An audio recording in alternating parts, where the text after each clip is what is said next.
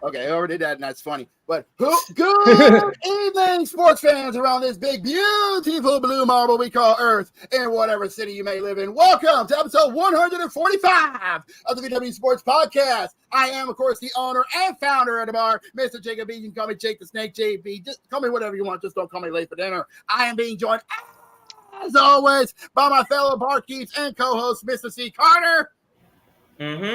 And Mr. Brandon Cuevas, and we're being joined by our regulars. First off, our bouncer and outlaw and current 00 agent, still working on it, Mr. Zach George.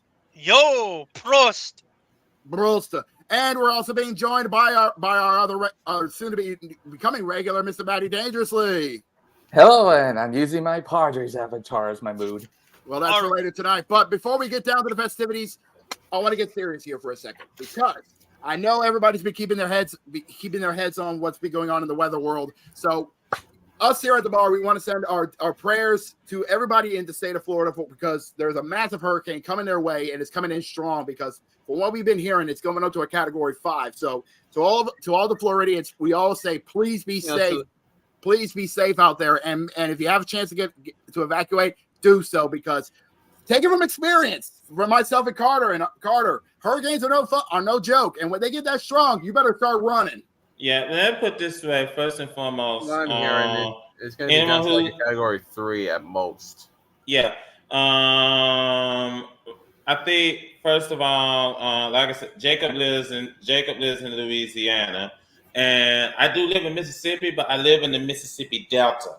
We're a little bit further up towards Memphis. But the fact of the matter is, Hurricane Milton is setting up to be a very dangerous storm, and that's how come pretty much everybody and their mama are getting the heck on up out of there to avoid the damage. Because you saw what Hurricane Helene did to North Carolina, Tennessee, and Georgia. So, hopefully, I hope that the residents do take the warning from your state government. When the state tells you to evacuate, you do it. This is not the kind of storm which you want to ride out to the end.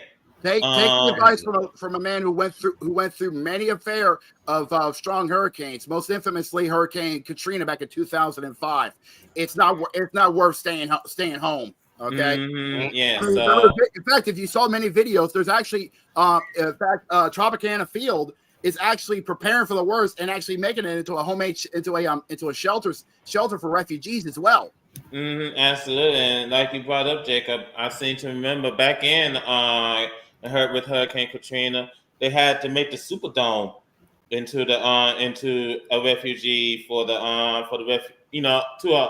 a shelter for all the refugees, and that's how come the Saints pretty much spent the entire season on the road. Yeah, they had to play in San Antonio, New York. The one time they had to play in Baton Rouge at Tiger Stadium. Yeah, so that's basically unfortunate. Hopefully, like I said, I hope that we don't have any. But those. Hold on, I just want to point this out. I hope that we don't have any Florida men out there standing outside with the flag waving, the wind blowing his hard. Oh my God. I doubt it with how strong this one is. For this one, I feel like they're actually going to try to use their brain to get out of there. I got an aunt and uncle down there close by to Disney World, so I don't know if Milton's going to hit them or what. Disney World's already taking precautions. They're actually shutting down. So they're not shutting down. They're staying open. That's shocking because from what I've been seeing, they actually might be shutting down. So actually, wow, that's saying something. And like Ray brought up in the chat, when Mother Nature deals with you. Oof. Yeah, I have dealt with that. BS. Yeah, the East California. Coast, the West Coast have their own fair shares of troubles. Yeah. So we do hope that, hopefully, I hope that residents do flee to high ground, flee to safety. Please do what the state government tells you. This is not the time to go. We will not comply. Please follow the instructions and evacuate. Most definitely. All right. This is not the time to pull a Florida man. Goddamn. Yeah, please don't. So please, our thoughts and prayers go out to all the residents of the state of Florida. Y'all stay safe. Y'all make sure y'all prepared because you're going to be without power for a good bit. So be prepared for that. Make sure you have enough water and food to last for a couple days at best. And make sure you stay safe and stay safe, everybody. And make sure you have some batteries because you're gonna have to listen to the radio to get those weather updates. So yeah, most definitely. Make sure you got plenty enough good batteries, a good radio, the works. Okay. Yeah. All right. Let's get down to the itinerary because we got some good stuff here. We're going to start off with an appetizer here because over the weekend we had ourselves a good fight, to say the least. Absolutely.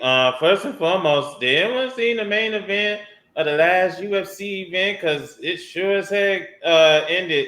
You can say that again. Safe to say, the fists were flying and the blood was spewing out in jazz country. Yeah, two title fight. Yeah, the main event, Pera and Roundtree. Pera retained the UFC light heavyweight championship in a knockout way in the fourth round, 4 minutes and 32 seconds. But the way he did it, whoo! Yeah, I mean, and I've been this story from ESPN, and what happened was that, like I said, in the second round, Roundtree briefly dropped Pera to a knee by countering a head kick with the right hand. Pera wasn't hurt, but it was clear that Roundtree could match him in the power department. As the fight wore on, Pera patiently snapped the jab and deployed the calf kick. By round three, Roundtree's base was compromised, and the altitude in Salt Lake City began to take a toll on his conditioning. In the final minute of the round, Roundtree was gasping for air as Pera rolled forward and blasted the challenger with punches that opened several cuts around the eye. Sensing that Roundtree was fading, Pera spent the early minutes of the fourth round allowing the challenger to exhaust what was left of his gas tank. Pera calmly pressed forward and rocked Roundtree with the right hand. The challenger went into survival mode and swung for the fences in hope of catching Pera with his power. But Pera was both poised and relentless with his assault, bouncing a series of violent punches off of Roundtree's face as the challenger staggered across the octagon. In a violent finishing salvo, Pera snuck in an uppercut and unleashed a wicked body combination that took what was left of Roundtree's resolve. The challenger sank to the canvas at the 4:32 mark as Pera collected his third successful title defense. Good grief. Now, what y'all need to realize is that Poitin actually comes from a kickboxing background. He used to fight for glory, so he knows how to put combinations together. Mm-hmm.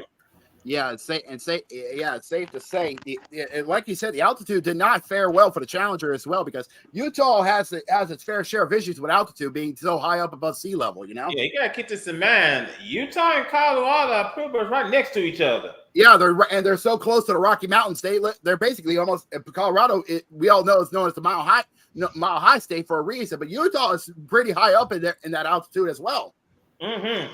And in that air is thin, and when all thin, you got it's like almost paper thin with the altitude. So Roundtree has a legitimate excuse for not being able to be at peak performance in the later rounds. Absolutely, and like we brought up, that wound he took late in the third round was not pretty, and it did not. No, if you saw the pictures on social media, oof, they were not pretty. Bad cut. Very bad cut. It was rough. He looked like he turned into hamburger meat. Ish. Yeah. Oof. Yeah, it was rough. It was rough for Michael Roundtree. Bad way to end for him. Bad way to end for him to get back the light heavyweight title. But there was also some weird controversy as well from a former light heavyweight champion and the Irishman known simply as Conor McGregor. Jesus, Yeah. what's he Why don't after? you go ahead and give us that story, Jacob? What's he Hold on, I gotta after look that up doing as now? well because What's he after doing now to Gobshite? all right, let me look this up because he did two things. Because believe it or not, he talked about this. He talked about these news about he wanted to add in a stipulation where for this thing called the McGregor clock. You know? Yeah, I think it was like I don't know what that is because I've heard about this from Jose and he was talking about this. I don't know what this is.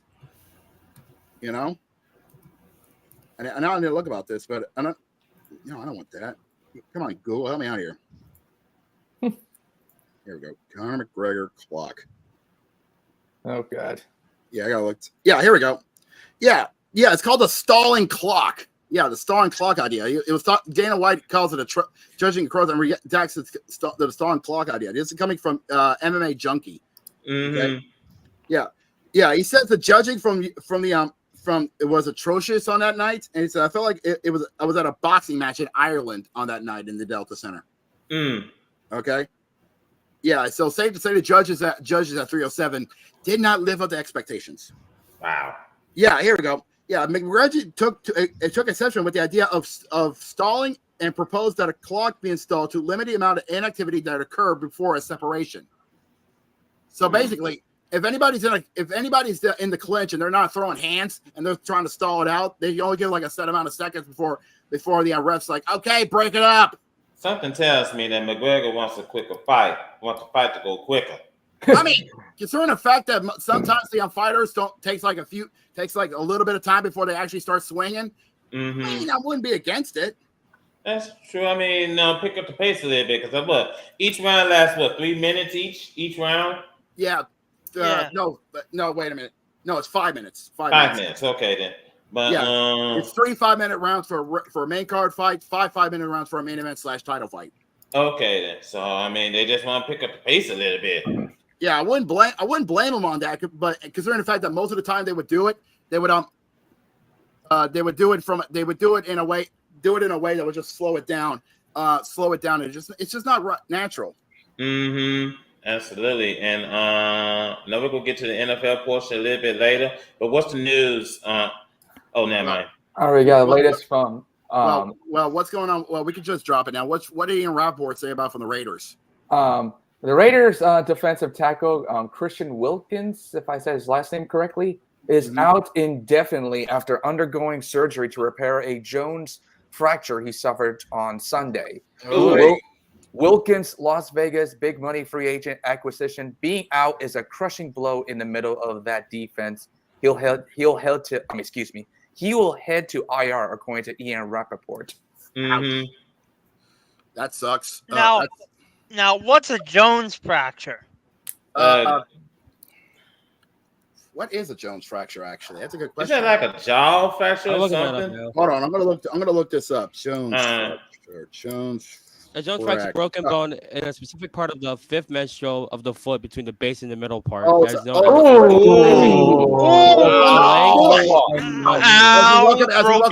the EP, Jose. Yeah, that is not good. Ow, broken foot. Ow. That sucks. I can't even walk, and the idea of my foot being broken hurts. And when you're it's actually more so. And when you're a defensive lineman, that's the worst part because that's your planning feat. When you're, you know.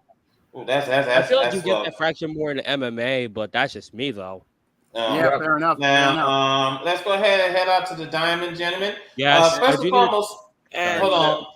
Sorry, Carter, but can I take the reins here? Go ahead, Jose. Hold on. Scoring update since we're on the baseball side. Go ahead, Brandon. It's 2-0 Mets. Ooh. I'm glad you brought them up. Fucking Winker All right, Yep. I'm putting on the Now, timer. hold on. Before, as Jacob is setting up the timer. Yeah, I already got the timer set up. Just say when and I'll hit it. All right, now we have to hold on because I think I know where Jose's going, but Yeah, I want to start off before with we discuss what's going on with the AL with the divisional series, we gotta talk about what happened in the wild card. All right, series. timer's going on, and we gotta talk about what's happening in the wild card, and we are going now. 45 minutes. All right, Let's go. let me take it off first, right? Here's the I thing. take it off first. Go ahead, Jose. Okay, so I'm gonna go down the games real quick, fast and easy. First off, Detroit has swept the Astros 2-0. I know Jacob is pretty sad about that. I was sad about it. I was more salty about my opposition rubbing it in with the wounds, but they can fuck off because. Okay, hold on. Time out. Hold on, Jose, before you go to the next one. Hey, Houston, you Uber outside? Wait a minute, this ain't the ALCS. His initials are JH. He played in Houston, and he always folds in the playoffs. Are we sure this isn't James Harden? These boys really lost to the power of friendship. The power of friendship. Ow. Hey, get fucked. Okay. That hurts. Okay. What's next on your hit list, Jose? Let me get professional here. Let me get the salt out of the way. Okay, go ahead. To Detroit, congratulations. Not only did you prove that you actually do have some destiny on your side, you proved that you can hang with the big boys. Caps off to you, okay? All right. What's next on your hit list, Jose? Well, next hit on the hit list is poor old Zach because his Orioles got swept by the Kansas City Royals. Yes, we fucking did. All right. Hold on, Zach. Anybody want to go Hey, bird Baltimore. You Uber outside? Damn, the Chiefs knocked the Ravens out the playoffs, and the Royals done spun the block on them. With how they played after the break, I just know that Cancun trip was non-refundable. 10 straight L's in the postseason, man. They are the new Twins. Bruh. Hold on, bruh. Wait, pause. Did I just hear Cotton Eye Joe in that video?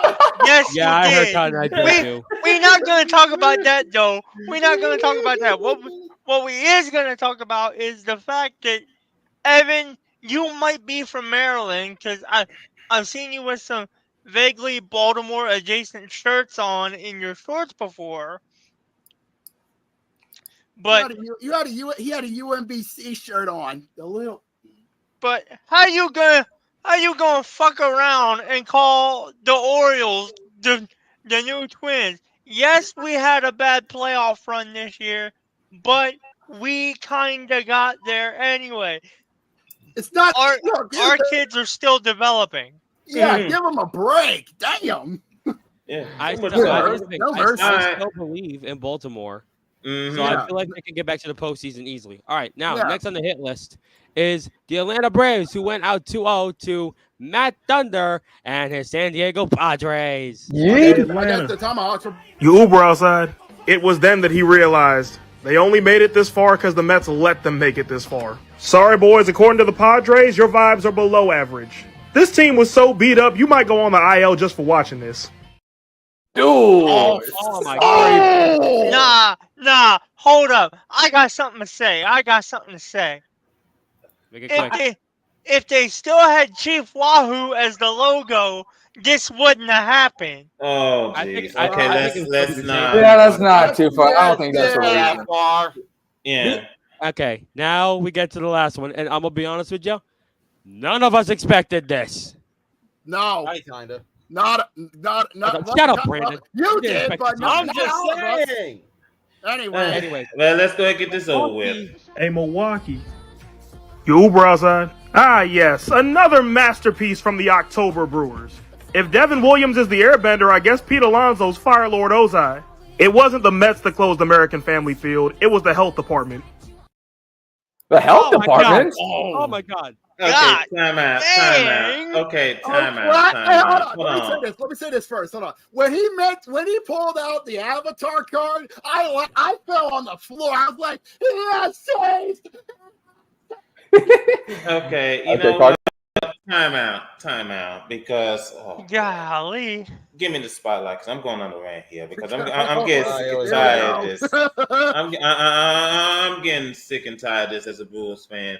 Year after year after year, we keep on making the playoffs and we keep losing in the wild card round.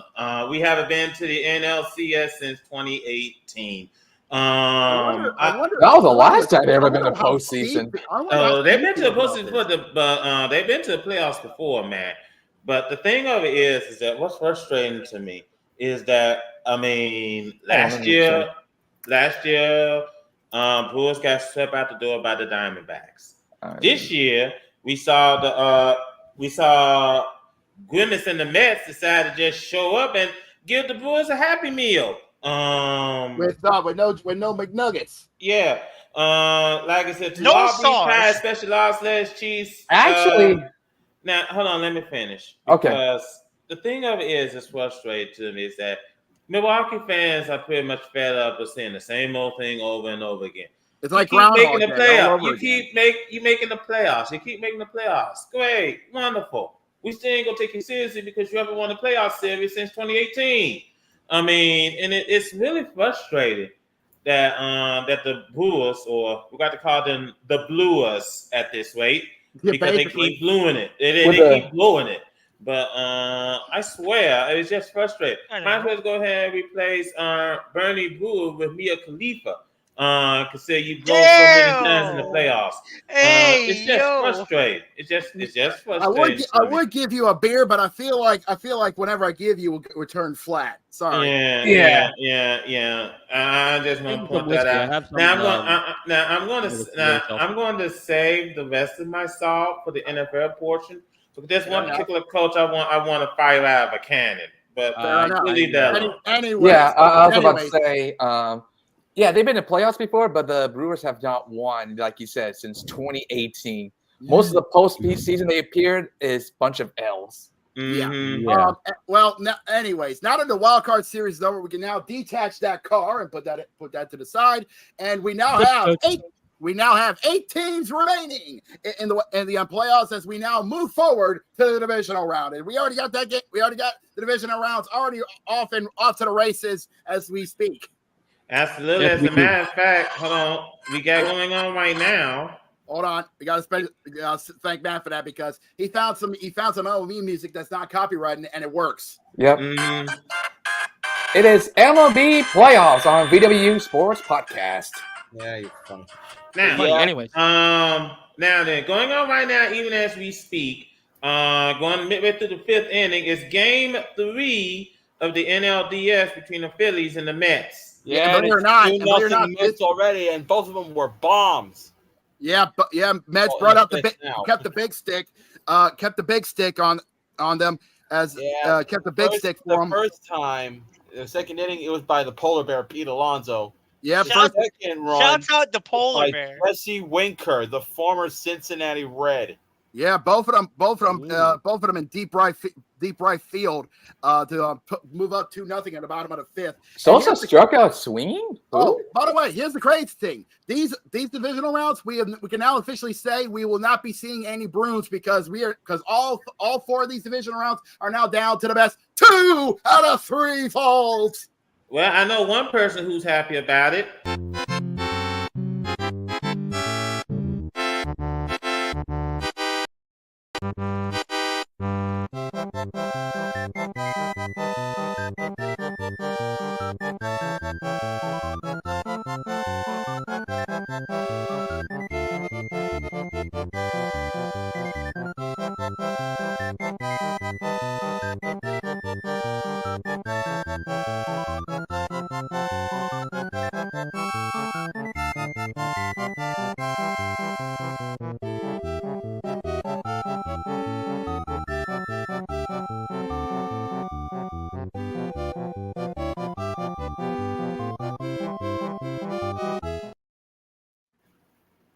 I'm happy as well. Oh,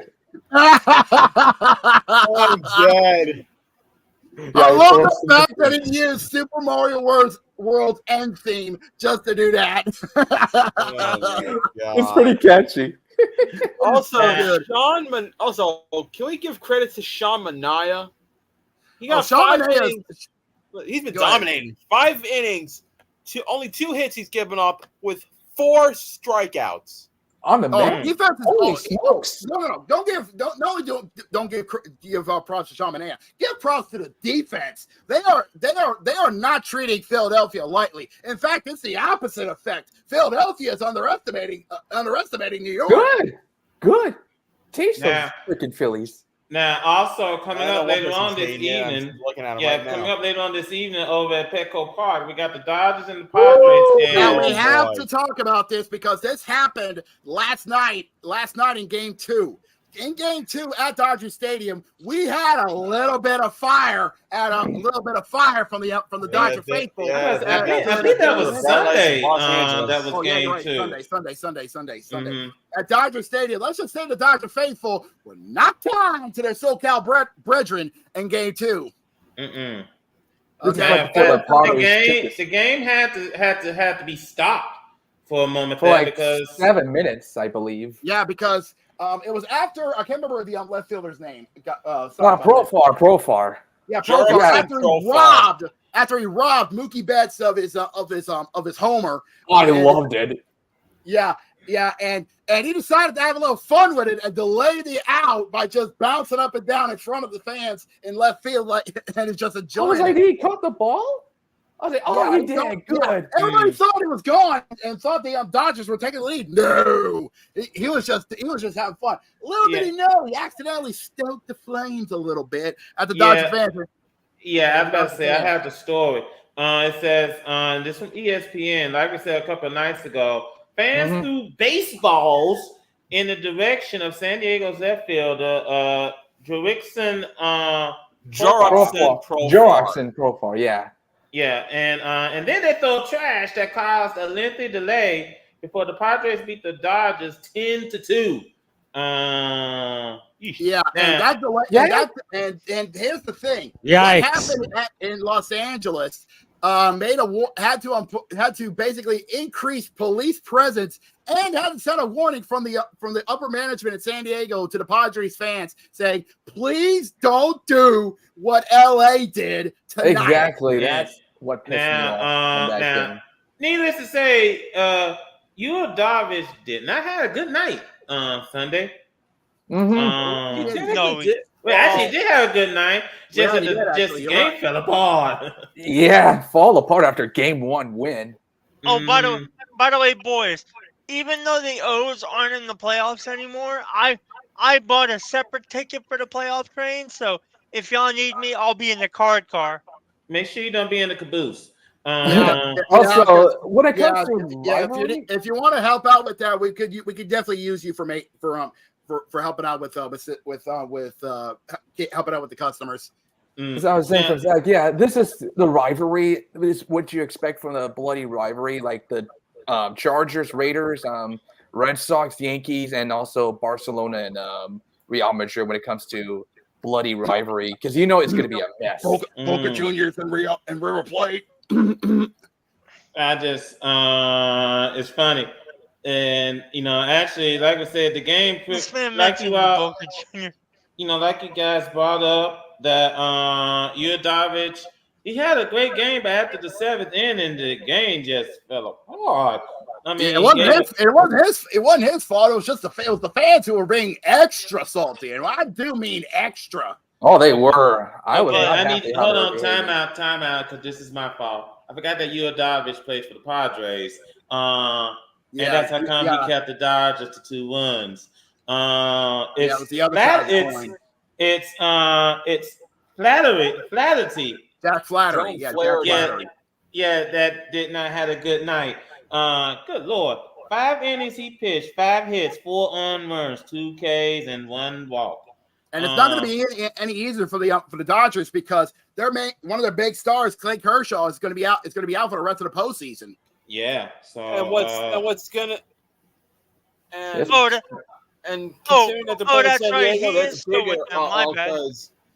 Hold on, Zach. The Brandon. Dodgers, they're sending out Walker Buehler. Yeah, that's for And of course, Matt's gonna like this. Michael King, the guy that was part I of heard. Heck yeah, Michael King, Game 3. Yep, Michael King's going to get the start for Game 3 tonight. Safe to say, Petco Park is going to. And I don't know if you heard, but listen to this. What's up?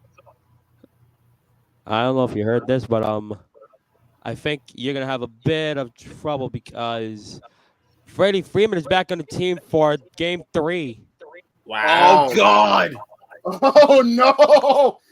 Oh God! Lord. I feel sorry for Matt. Yeah, this was he in Game 1 or he's been out? How long has he been out? Been out for quite a while. Shoot. Batten down the He's been out from Game 2. It's going to get ruthless in San Diego. He played the first 14 innings in the series before leaving in the middle of Game 2. We'll make sure Michael King doesn't get a hit or something. Now tomorrow it's gonna be a full day tomorrow because it's gonna be 4 games tomorrow basically. Game 3 for the ALDS. Game 4 is in that series. There's gonna be Game 3. Let's be sure. Yep. Oh boy, this is. Hold on, gentlemen. Let me first start by saying this is Game 4. This is necessary. We start off on TBS with the Guardians and the Tigers. That series is tied at 1-1 at Comerica Park. That is going to be the that's going to be the breaker to see who's going to have the momentum heading into Game 4. Also, we got over at Citi Field later. This is going to be on FS1. We got the Phillies and the Mets. Game 4. That, as I mentioned beforehand, Jose Quintana, the Colombian. Oh yeah, that guy.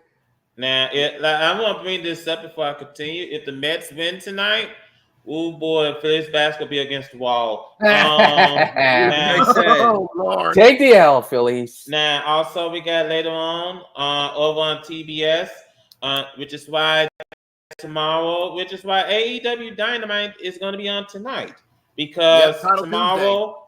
Yeah, because tomorrow we got the Yankees and the Royals. Yes, at Kauffman Stadium. The Royals came back this weekend and broke that broom. And you know what's funny about this? You know what's funny about this? Jazz Chisholm of the Yankees said they just got lucky, as if the confidence didn't break. Oh, how confident are these Yankees? I don't know. We'll just got to see. And we'll see what happens tomorrow night on TV. And then the main event once again back to Petco Park on FS1 for Game 4. We'll see. We'll see who's going to be having momentum on their side for Game 4. Yeah, and Dylan Cease is going to be on the mound for Game 4. Yep, Dylan Cease. Let me just bring this up, gentlemen, because there might be a chance we could find out. The sit. Well, chances are we're going to find out who's going to be in the NLCS and the ALCS next week because this is best of 5. So, those things people in this weekend.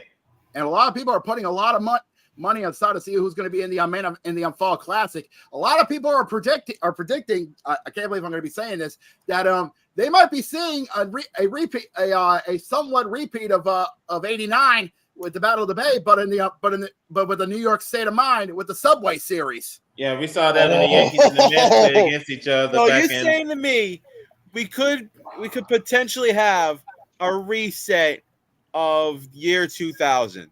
Yes. Oh my God! Damn, boys. This was chaotic at that time. That's it. Okay, we're going to need a World Series rematch. 24 years in the making. Yeah. All I gotta say is, if that happens, if we see the Yankees and the Mets get to the World Series, all I gotta say is, Jose, you better start singing. Better learn how to sing. Or we could see the Padres and the Yankees. That's 90. We got to see what happens. 99. 98, for the Padres and Yankees. Yeah, that's right. Well, one way or the other, we might be seeing a World Series rematch very soon. We just got to see where the cards lay. Yep, let's see how this goes. Yep. All right, let's go ahead and shift focus, gentlemen. First and foremost, tonight we got opening night on the ice. Yes, indeed, it is opening night on the ice. Yes, indeed, the 2024-2025 NHL season opens up tonight, and we already had some games already happening as we already speak. Yeah, as a matter of fact, you're not gonna believe this, but before the show came on, Seattle was up 2-0. Yeah, not anymore. Not anymore. Not That anymore. was 3-2 St. Louis. Oh my God! Hey, End of the what third period, the happened? Blues Why are are you starting to sing. choking? Why are you 3-2 choking? St. Louis heading into the final period. Seattle, Yeah, what are you somebody doing? accidentally hit Gloria. Yeah. Oh, this is interesting. Now, also, let me bring this up now. Over the weekend, the season got underway for the Devils and the Sabres. New Jersey. Yeah, they played in the Czech Republic. Oh, nice. Mm-hmm. Yeah, What they the fuck? played 2 games at the Czech Republic Mm-hmm. to open the season. All right. And by the way, the Devils won them both. So, The New Jersey Devils. mm-hmm. You just love saying Jersey. Yeah, because I've been in New Jersey That before. means Thursday, I'll see you we're playing then. against the Toronto Maple Leafs is the Devils, and if I'm not mistaken, Oh, trust me, I've been in New Jersey before. I gotta see if it's. Yup, it's gonna be at the Rock. Now, Jacob might as well say it when Thursday hits. yeah, he's. No way. I heard that. Hold on. I gotta say it. I'm contractually obligated for this one. I was gonna If say, you're gonna where be on are the Rock, you gotta do it. Welcome to the Rock. Yep, there it is. you boy. smell what the Rock is cooking. Come Damn it, Matt! Hey! on. Now, let me go ahead and get through. Also, we got tonight. We got the Bruins and the Panthers. That is gonna be an interesting game. Yeah, and the Panthers are trying to make sure they can get this game done fast because of the hurricane coming. Of the hurricane. Oh coming shoot! their way. Yeah. Yeah, Mm-hmm. because they had to cancel Monday's ring ceremony because of said hurricane. Mm-hmm. Yeah, Then so in the main event squad, what a way to kick off your inaugural season for the hockey club. They're opening up to the Chicago Blackhawks at the Delta Center. yeah. I like that name, the Hockey Club. That's a. Well, to be fair, they just got the team. I know, but I heard it might change it next season. Hey Yeah, boys, they are. are we doing NHL predictions? Because if so, give me Chicago over Utah. Well, That's for the game. I got a better idea. Oh, for the game, I see what you're saying. I got a better idea for this one. We always do this at the start of every season, and it's only fair. Okay, who do you think is the best case scenario to be in the Stanley Cup Finals to battle for Lord Stanley's Cup when we get to 2025? If they can pick up where they left off from last year, best bet you can see the New York Rangers. you know, that's a very good That's a possibility. safe choice. And Would you- you also have to consider Boston. Hey, I'm not sleeping on Boston. I'll tell you right now. Mhm. I'm not sleeping on Boston either, but Mhm. I'm gonna have to back the hockey club I support. Your Washington Capitals. Oh, hockey Speaking of floor. Washington, hold on. Speaking of Washington, you have to wonder how much years does Ovechkin have left in him? That's the big question going around, and the other big question is, will Ovi break fucking Gretzky's goal record this year? He is chasing Gretzky. That is true. I guess once he passes Gretzky, I guess then he'll ride on off to the sunset. I think he'll last till 2026, according to Ovechkin. It's possible. I think that I'm going to go on a limb. The Rangers. There was something I wanted to do right quick, but okay. I don't know what it is. Considering the fact that also the Caps are going to be going into the season with a little bit of nostalgia, considering the fact that this year, 2024, marks the 50th anniversary of when the Caps opened up shop in the NHL in 1974. Mm-hmm. Now, let me just continue what I was trying to talk about. Because, it's a very distinct possibility. And I think that you have to consider probably either Winnipeg or or Edmonton, as possible chance, especially the way how Edmonton got to the Stanley Cup final. Yeah. Most definitely.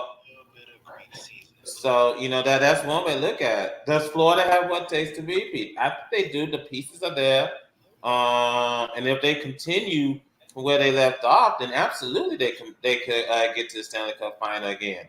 As with the Oilers and the Jets, if they could play like they did last year, we can possibly see them at a potential Western Conference final.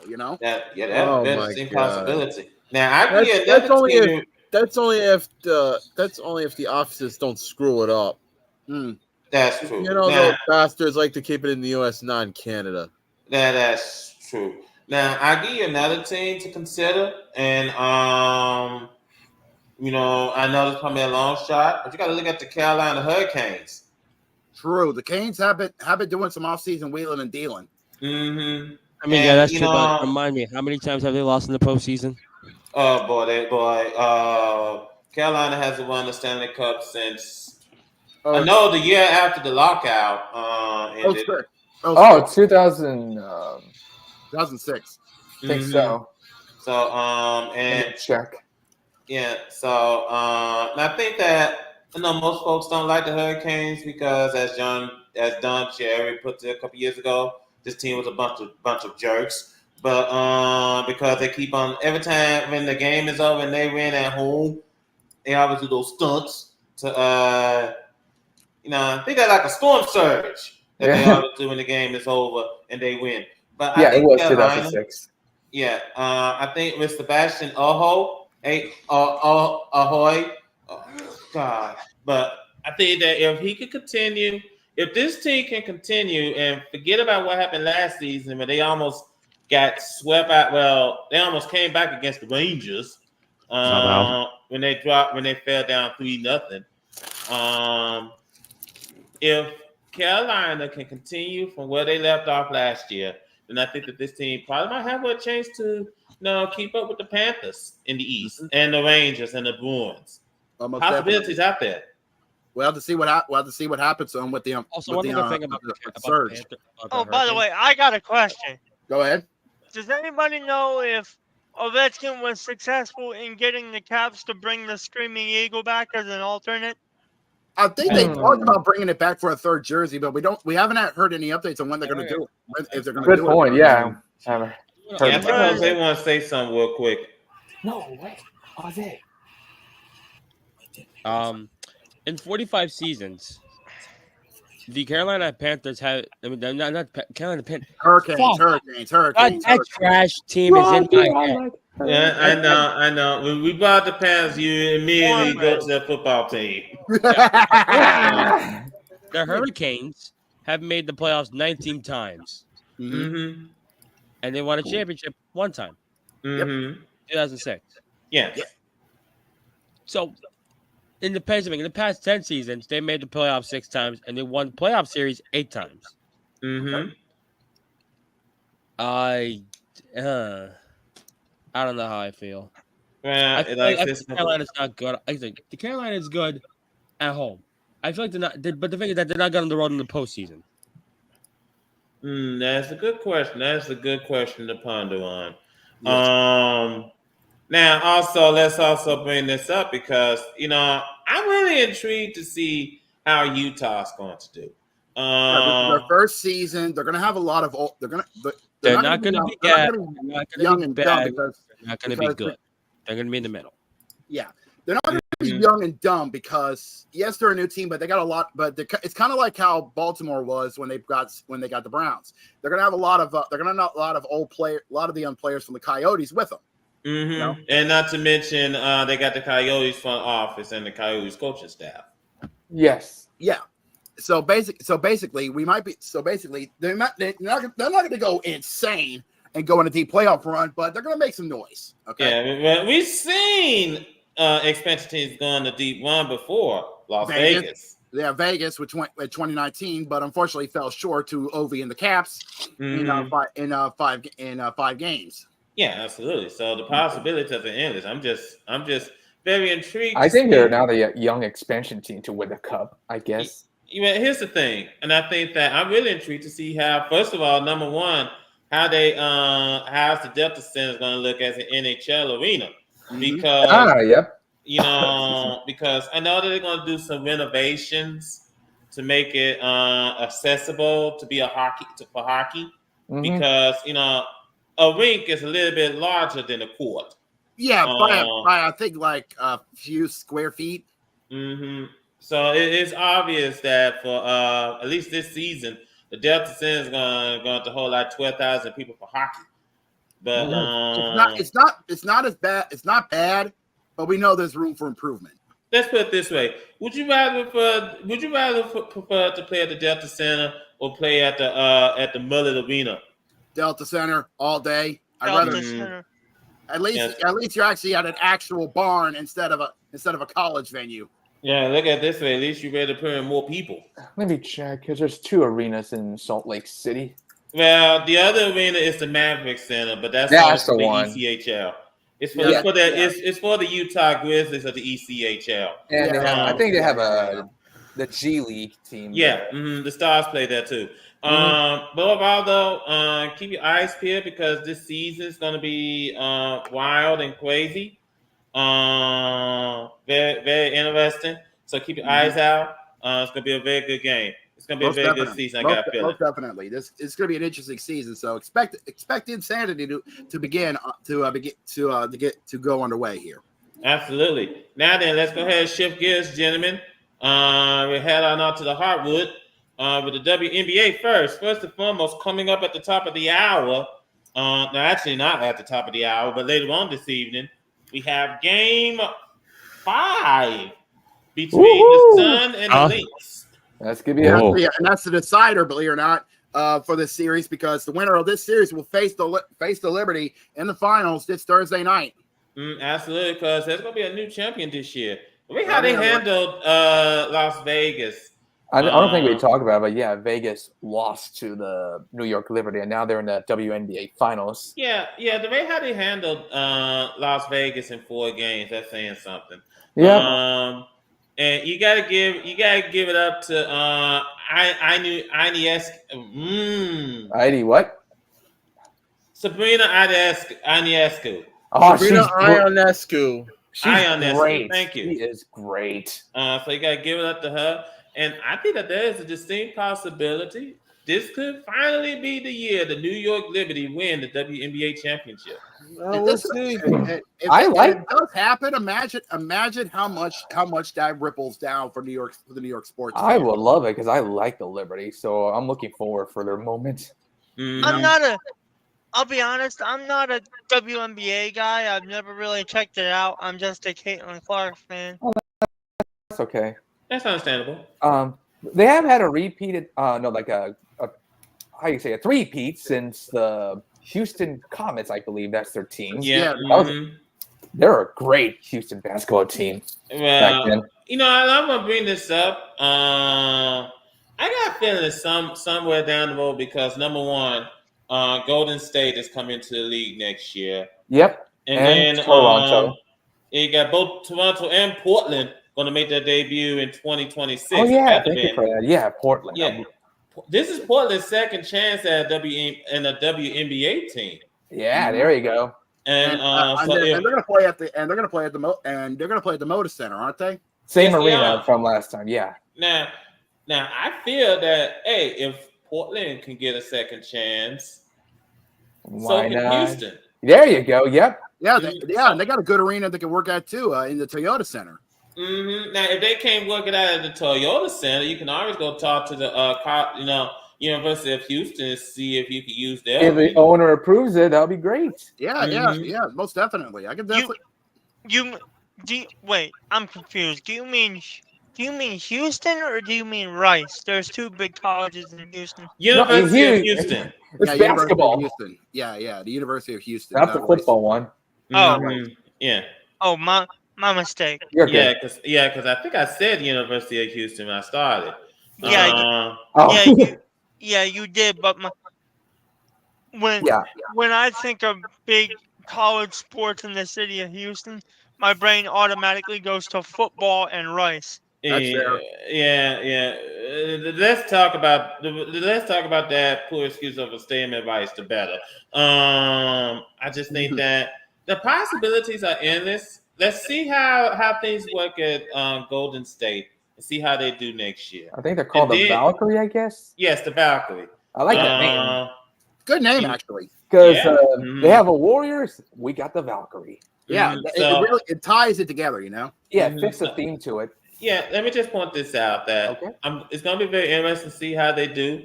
Let's see how it does in Golden State, Toronto, and Portland.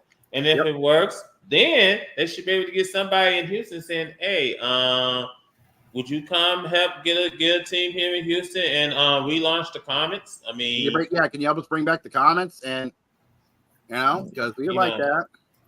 I mean, it's right there. You can always get Clyde Drexler to coach this team. Yeah, get the Glide come back. Get the Glide in. Yeah, I mean, it'd be a great way to get some support. Hey, you can even try to get Hakeem Olajuwon. The Dream would love. Oh, that'd be awesome. Hey, the Dream would love. Dream would love to get some time in. Get support and get other women to get in the job to play in the basketball court. Yeah, I mean, and Shell Swoops and Cynthia Cooper. The possibilities are endless. Most definitely. And create a new rivalry with Dallas Wings. Yeah, definitely. Help out with that because Dallas and Houston have some history as well. Yep. Mm-hmm. Now then, let's switch from the WNBA to the NBA. Because opening night for the NBA is coming up. It's been quiet. We got a lot of preseason action going on. Preseason. Yeah, a lot of preseason action because opening night is catching up soon, but it's not. But we're not there yet. Here's some news that came out of Miami. They're going to rename the court again. Yeah, they're renaming the basketball court, not the arena. Okay. The arena. It's still to me the Miami arena. I was conflicted. Yeah, it's still gonna be KASEYA, Kasia Arena. Yeah, Kasia Center. Yeah. But the basketball court is going to be named after Pat Riley. Oh, nice. Oh, Pat Riley Court at Kasia Arena. Nice. Mm-hmm, yeah. Now, let me bring this up because everybody knows Pat Riley. Pat Riley is the fantastic. all-time. Yeah. It's an all-time great as an NBA coach. Legend. The way how he led the Showtime Lakers to to 4 NBA championships. The New York Knicks to an NBA Finals appearance. Good. By the way, when you play against the Knicks, when Pat Riley was their coach, they know how to play defense. And they know how to shut you down. Yeah, I think it was with Patrick Ewing and all them big boys in New York. John Starks, Larry Johnson. You didn't fuck around with Pat Ewing. No, with that defense, they were locking it down. The only reason why they didn't have a championship was unfortunately the team they faced. Yeah, Michael Jordan. Now, freaking Jordan. Now, Pat Riley went from New York to Miami, and well, as they say, the rest is history. It wasn't also Jordan. It was also freaking Ernie Hakeem Olajuwon and the Rockets as well. Mm-hmm. Absolutely. Now, Pat Riley went to Miami, and boy, the sky was the limit. Because he had like 2 different tours there as head coach, of this team. I mean, he had Alonzo Mourning and Tim Hardaway, and the way how they became competitive, and then after like a couple of down years, Pat Riley named Stan Van Gundy head coach, and then they brought in not only Dwayne Wade but Shaquille O'Neal. Oh yeah, Shaq, and helped. Don't forget Charles Oakley as well. Mm-hmm. And when Pat Riley came back after all those weapons, he led them to another NBA championship. Yeah, and then I think it was the first of the 2 back-to-back titles. No, this wasn't back-to-back, Jacob. Hold on for a second. Yeah, you're right. Because the back-to-back didn't come until LeBron James. Oh, yeah, the big 3. Yeah, with Irvin. Mm-hmm. So overall, though, I think this was an honor for Pat Riley to get to be to have the court named after him. Oh, most definitely. It's So something that's honestly should have been done a long time ago. absolutely. It's something that I don't know that much about Pat Riley in basketball history, but hearing what I just heard, that's definitely an honor well earned and well deserved. Mm-hmm. Absolutely. All right, then. Let's go ahead and move on to the next topic. All right. As I take a look. We are going to say something for them, but we got to let me get the clock set up. Gotta hit that button because now it's time for us to head on onto the gridiron here. College football on VWU Sports Podcast. I'm going first and foremost. Good God, what a Saturday! You ain't kidding on that front. We've had upsets galore on the gridiron this Saturday. Oh man, I mean, first and foremost, I'm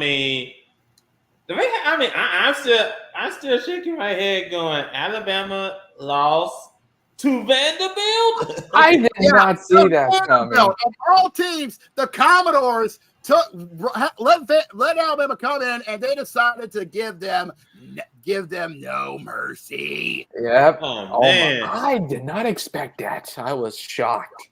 And it was not only just that. Washington went to the big house and let's just say they didn't have themselves some good old fashioned Wolverine. Honestly, I was expecting Washington to pull an upset. I do got a question real quick, right? Go ahead. Is Vanderbilt an FCS team? Yes. Vanderbilt's in the SEC. Yeah, Vandy's in the SEC. They're in FCS. He's trying to figure out what college team they're from in the conference. Yeah, they're in the SEC. I know it's shocking. Yeah, as I was saying, I was expecting Washington to pull an upset. Geographically, Vandy in the SEC makes no sense. Vandy's in Tennessee. They're in Tennessee. Same with the Volunteers. Mm-hmm. They're in Nashville, believe it or not. Yeah. Mm-hmm. Oh, never mind. No, I can totally understand where Zach is coming from. You think the word Vanderbilt, you didn't think Tennessee, but they play in Nashville. No, I think Zach wasn't thinking that, it hasn't been a while since Vanderbilt had a competitive football team. You didn't think that. No, I just want go ahead. My entire life growing up, when I was younger and my dad was still single after he split from my mom, one of the sports I watched a lot with my dad on the night I was around his place for visits and on weekends was college basketball. So I've always known Vandy as a basketball school. Okay, that makes sense. Mm-hmm. That Absolutely. That makes sense. It's like one of those hidden talents you don't realize. Yeah. We have a quick score update. Oh Lord, What you got?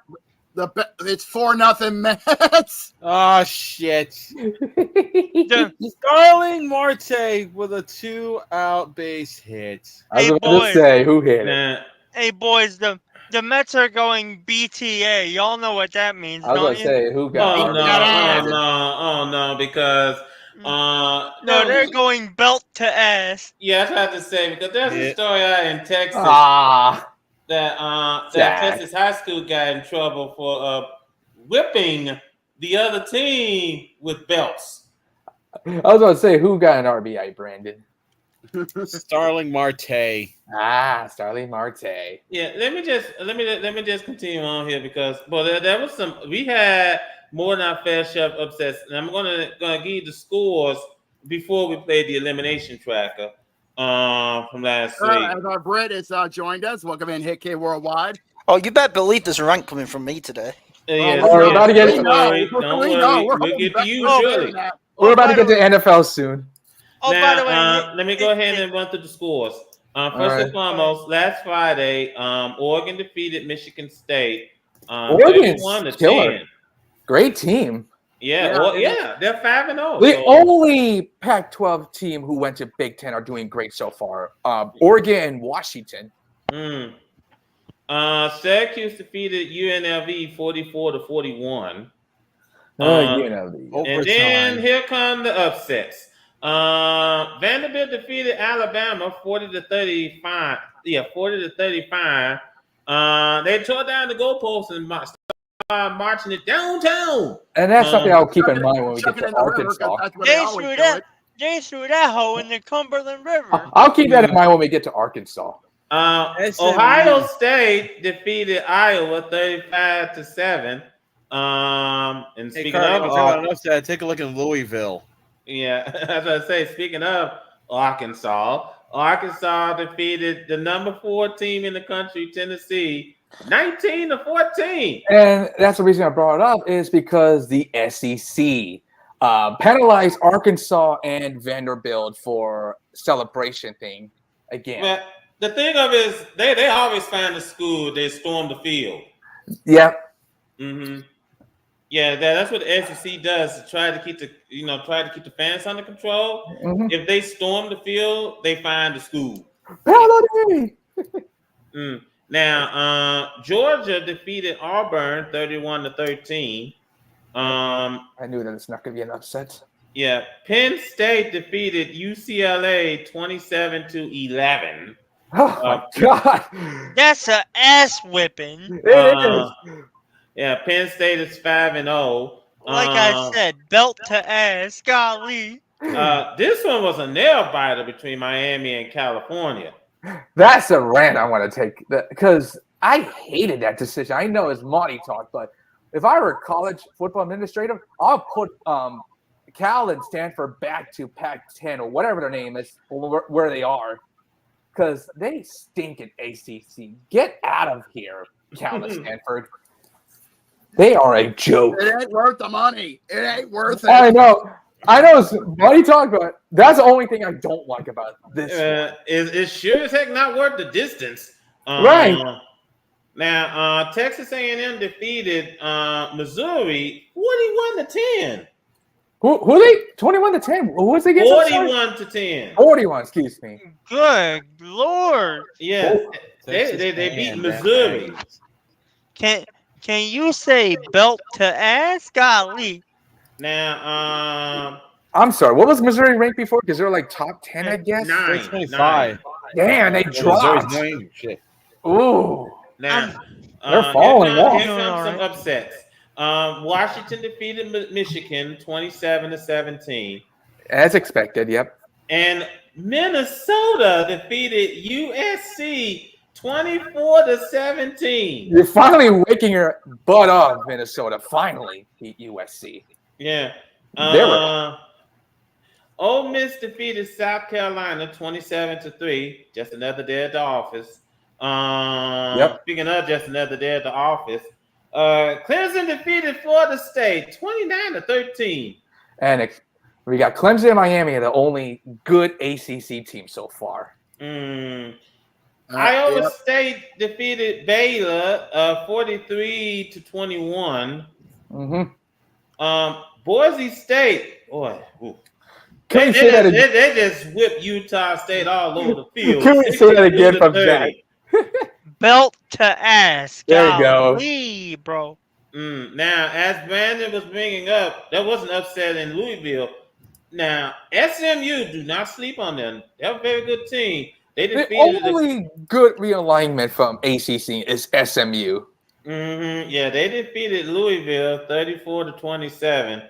And Indiana defeated Northwestern 41-24. So Indiana is 6-0. Good Lord. That is something. And speaking of undefeated, we can continue to say this. Army and Navy are still perfect. Oh my God. Guys, it is still perfect too. I'm sorry. If they reach the end of the season, this is going to be a huge Army and Navy game. Yeah, I think also here's another thing to consider. Because Navy and Army are undefeated. And yet, Pitt is undefeated too. Yeah, I get to Pitt in just a minute. But Pittsburgh is undefeated, as Brandon brought up. But what I was trying to say is Army and Navy are undefeated, but when you look at the rankings, They're not there. Non-ranked. No, which is pathetic, honestly, because they should. Mhm. Exactly.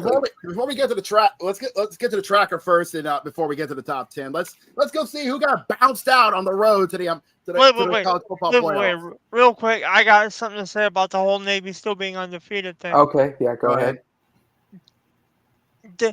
This is crazy because when it comes to Navy football, they only play for one thing all year, and the only thing they care about is really the Commander-in-Chiefs. The Army-Navy game trophy. Yep. Yet, here go my Squids undefeated. And yes, I say my Squids because, as Jacob knows, my old man was in Uncle Sam's Canoe Club. Nice. All right, let's check out the tracker. Let's see who got bopped out on the road to the college football playoffs. Welcome to Week 6 of the College Football Playoff Elimination Tracker. As always, the rules. For the Power Conference teams, it's 3 losses and you're out. For the Group of 5s, it's 2 losses and you're done.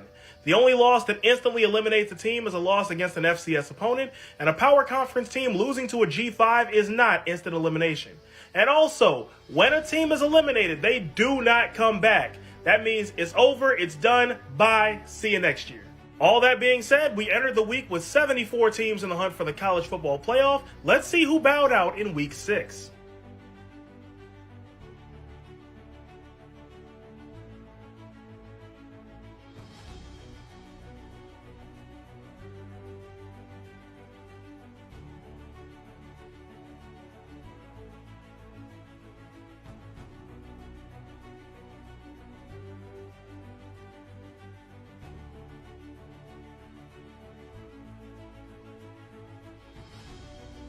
And that brings us down to 67 teams left in the hunt for the College Football Playoff.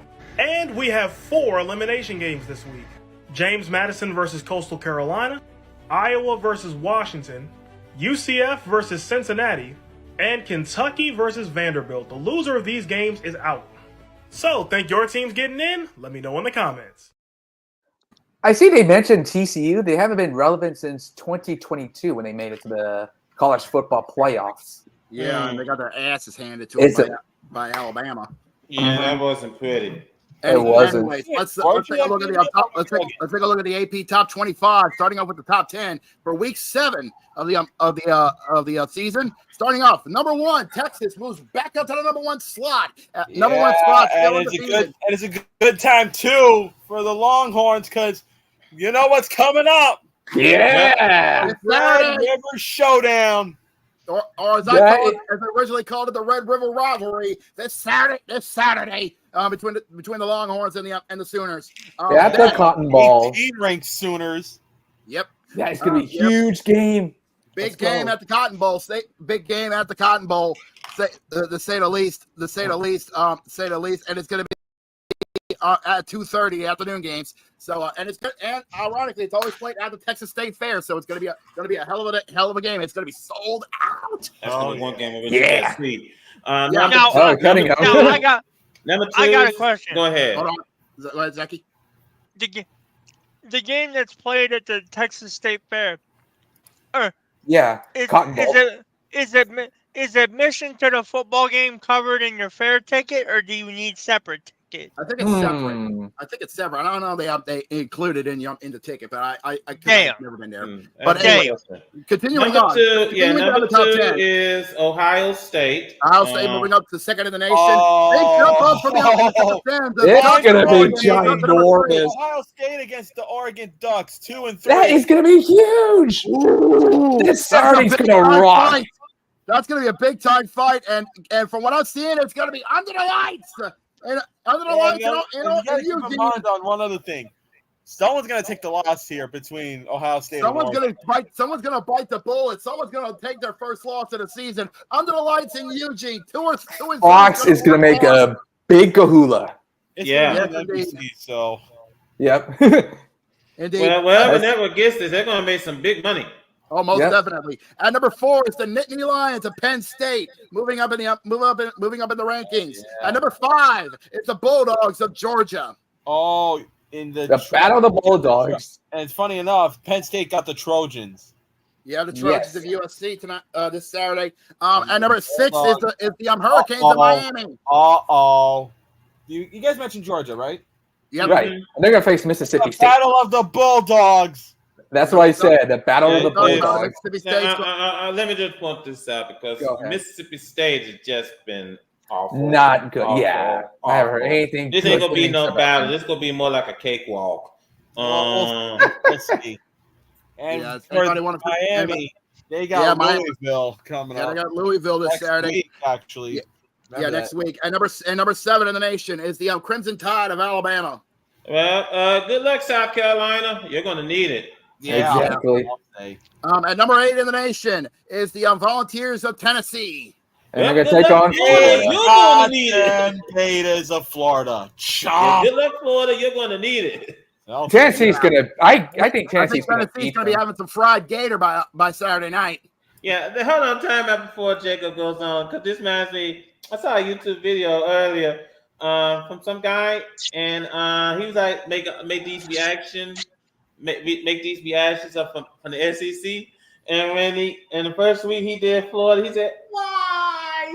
What did I do wrong? Let me know so I can fix it." Oh, good Lord. All right. Okay. Next game. Next up, at number 9 in the nation, this is going to be a big time matchup this Saturday.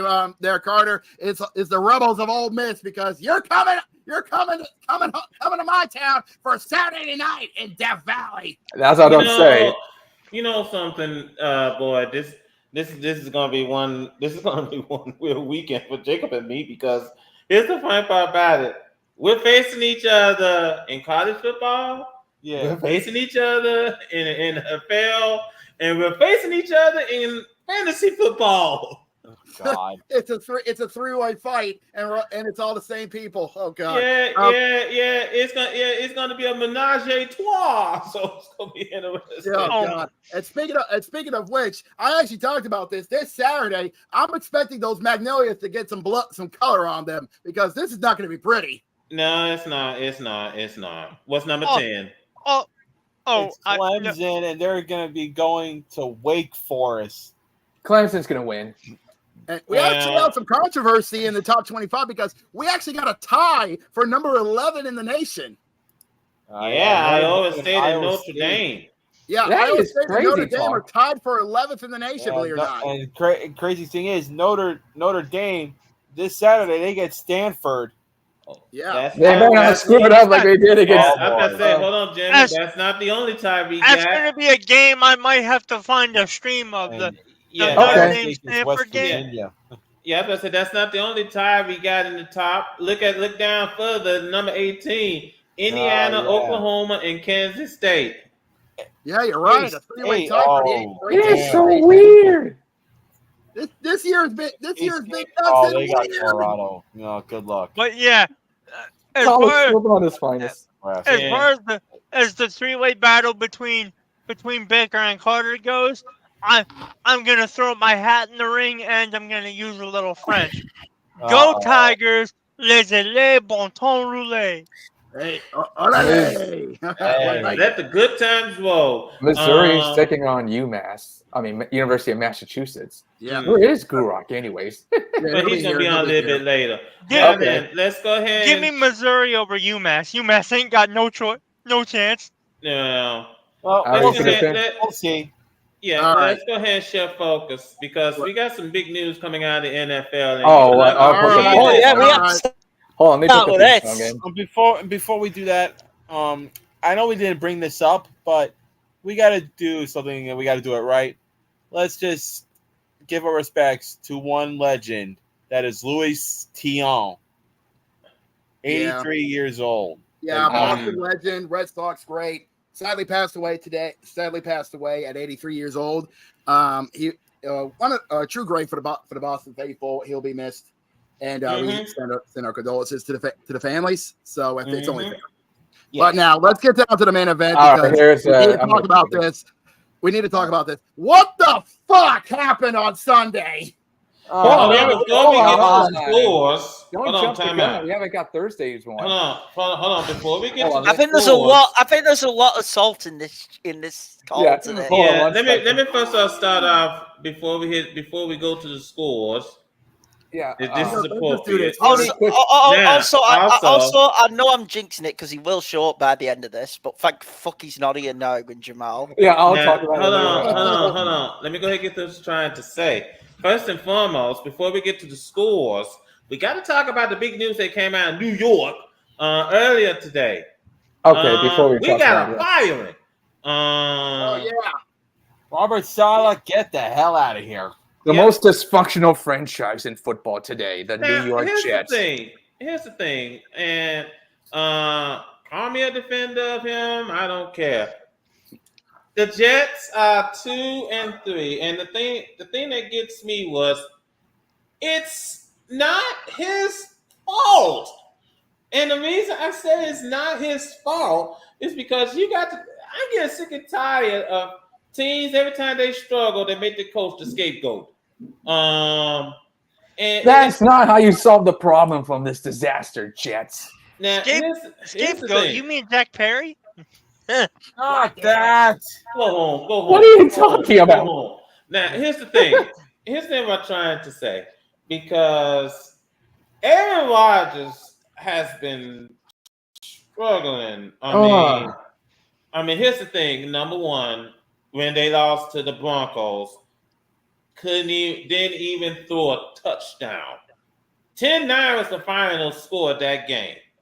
And then you lost to the Vikings in London. Vikings are a powerful in a game they could have won, by the way. They were driving down the field. He made a bad throw at the end. He could have won that game. That's why. Okay, thank you for that. And now Woody Johnson, he said that this decision was mine and mine alone. Oh, how many times have you heard that? Like a million times from I've heard that, you and the Jets organization. Now, it said, Now, Woody Johnson and his brother, the vice chairman, Christopher Johnson, they broke the news to Saleh in his office at the team facility. Good Lord. Saleh was shocked. He was escorted to his car by the director of security. A source confirming what was described as protocol. And this is what John said. This is probably the best team I've had in 25 years. I just felt the best way to go forward was a new direction. Taking Jeff Ulbrich, that's the interim head coach, by the way. I thought that would get the most out of this team and give us the best chance that we all want to have, which is going to the playoffs. The former UCLA guy, nice. But oh boy, good luck in the Jets, dude. Yeah, here's the thing about the New York Jets. Go ahead, Council.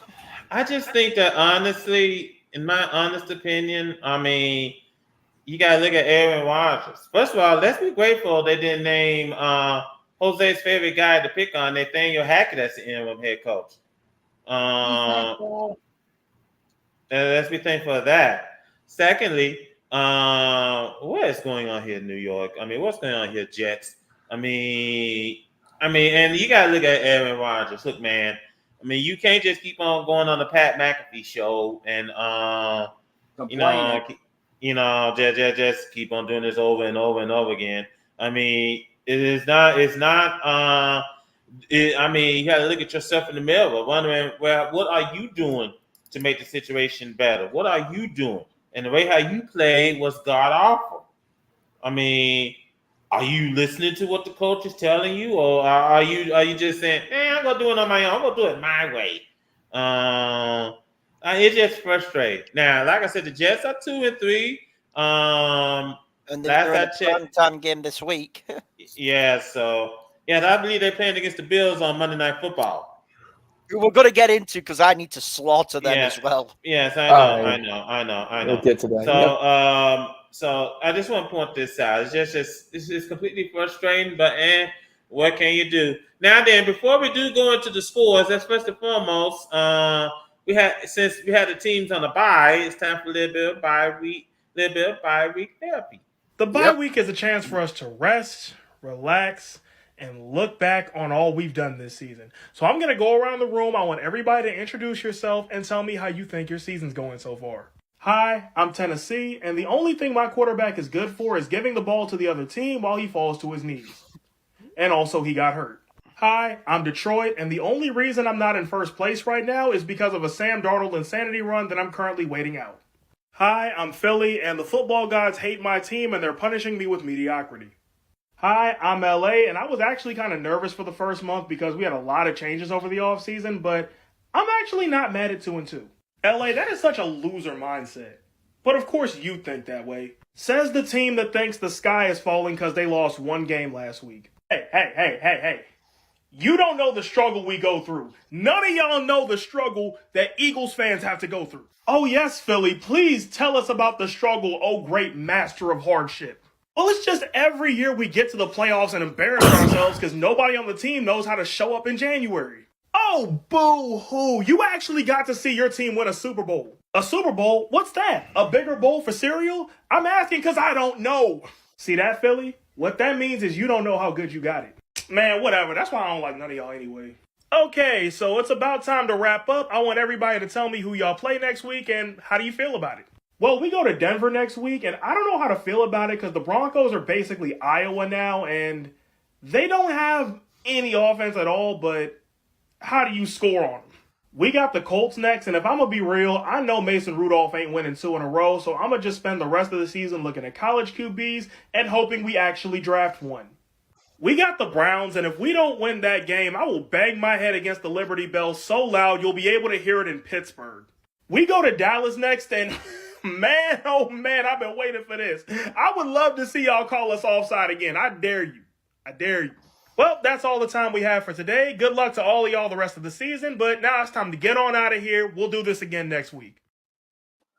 Oh, boy. Like when they talk about the Chargers, too. I ain't mad either. Okay, let's go ahead and let's get this going. Damn, bro, it's like that. I start because Carter's going to start Thursday Night Football. Yeah, we need to get this done. I was thinking about putting a theme song, but I'll skip it for this time. If you play that theme, violin, I swear. No, you gotta put a different one. Whoa, you got a different one. Whoa. It's not a theme song. Not a violin. Now, here's the thing, because Thursday night, it was the Buccaneers and the Falcons. And this is why I hate Todd Bowles. Because this guy is supposed to be a defensive guru. But yet, he let Kirk Cousins get over 500 yards in offense. Over 500 yards. And not only that, we had the lead in the closing seconds to where Cody just flat out said, the game is over, the Buccaneers won. Which I pointed out that he jinxed it. Yeah, it kind of makes me glad he's not here. But anymore, thankfully. So thanks to yours truly. Here's the thing, and not only did we lose the lead, but in overtime, we lost the game. 36-30 was the final score, and I'm like, Todd Bowles, good God, you effing idiot! This is how come Buccaneers fans just hate you, can't stand you. I mean, and just want to shoot you out of a cannon. I mean, Baker Mayfield did as best as he could. Even he was wondering, where's the defense? I mean, good God. I mean, where's the defense? I mean, just like the defense just wasn't there. And it's really for, oh, dear. I'm going to, let me just bring this up real quick, and I get because this is getting ugly. Murder. Yeah. This is getting ugly. It's 7-0. Oh shit. Yeah. It's 7-0. Yeah. Fuck the Phillies. Now. Thank you, Hit Kid. Thank you. Now, let me go ahead and get back to what I was saying. 7-0. Fuck I. Now, let me just get back to what I was saying, because Todd Bowles, you need to do a better job at this. Your defense needs to show up, for crying out loud. Yeah, okay. You need to show up. And we got the Saints. It's gonna be in New Orleans, or it's gonna be in Tampa? I'll tell you now. Let me look. No, it's okay then. Oh, because we're about to do a next week game. Okay. No, it's at home. You're coming to us. You're coming to us. Quick question to Carter. Yeah. After this season, any expectation if your Tampa Bay Buccaneers is going to fire Todd Bowley? If we don't make the playoffs, he's going to get fired. Is there a possible chance they might? Talk to me after we get through with New Orleans, and then we'll see. Okay, let me check this. Because I gotta take it 1 week at a time. I ain't gonna be like Jets and just fire Todd Bowles in the middle. Ooh. I just checked his contract. He has 5 years contract since March 2022. Gee, thank you, Glazers. Thank you, Glazers. Oh, damn. Man, I mean, no wonder folks in Man, you can't stand you. I just sorry, Carter. I just have a general thought about the NFC. Go ahead, kid. And if anyone wants to contradict me, please say, please come at me if you think I'm wrong on this. In my opinion, right now, there's only 2 good teams in the NFC. Minnesota is one, and Lions. The other is the Lions. You know what? I'm not. I think everyone else in the NFC, and I'm talking I'm not keeping this to just the divisions. Mm-hmm. I'm keeping this to the entire NFC. Mm-hmm. Is everyone, because of how much we are all beating the hell out of each other. I think everyone is on an even playing field other than those 2. Not Minnesota could fall off. Do we think Sam Darnold could keep this up all season? It'd be a hell of a story if he did. It is. I don't see it happening. I don't see it happening. But Detroit, I know they're on bye this week. Detroit, I think we're a real deal team. I think so. Absolutely. But I'm thinking either Detroit or Washington. Because I will let it know. I will let it know. FYI, Detroit were my pick to win the NFC this year. Prediction. We're looking forward to talk about it if we get to January on the podcast. Yeah. Now, by the way, to the scores. Real quick question, Hitkid. Have you popped into your bookie yet? What more specifically? Excuse me. I was asking Hitkid a question. Oh, I know, but more specifically, what bookie? Oh, not yet. No. Yeah, I've had a cold all week. To be fair. Okay. Now, to those of you that are gambling, please gamble responsibly. Yes, please do. Yes. Now, you don't want over the pond in London at Hotspur Stadium, we saw the Jets and the Vikings did. Can I talk about this? Go ahead, Hickey. This is the London game, so I mainly watched this. I thought, honest to God, that the thing that worries me about Minnesota, even though they start games epic and they've been building up leads, they're a team who could choke a lead. I felt Rodgers was going to drive down that field and get the touchdown to win the game. Seriously. Mm-hmm. But luckily, Stephon Gilmore, once again, ageless wonder, makes the game-winning interception, saves Minnesota. What I'm saying is this, though. I just have a worry with Minnesota. And I'm not even going to blame Darnold, but I think what happens when that game does happen, where they choke a lead. Mm-hmm. Or they run into a juggernaut, if I'm allowed to say it.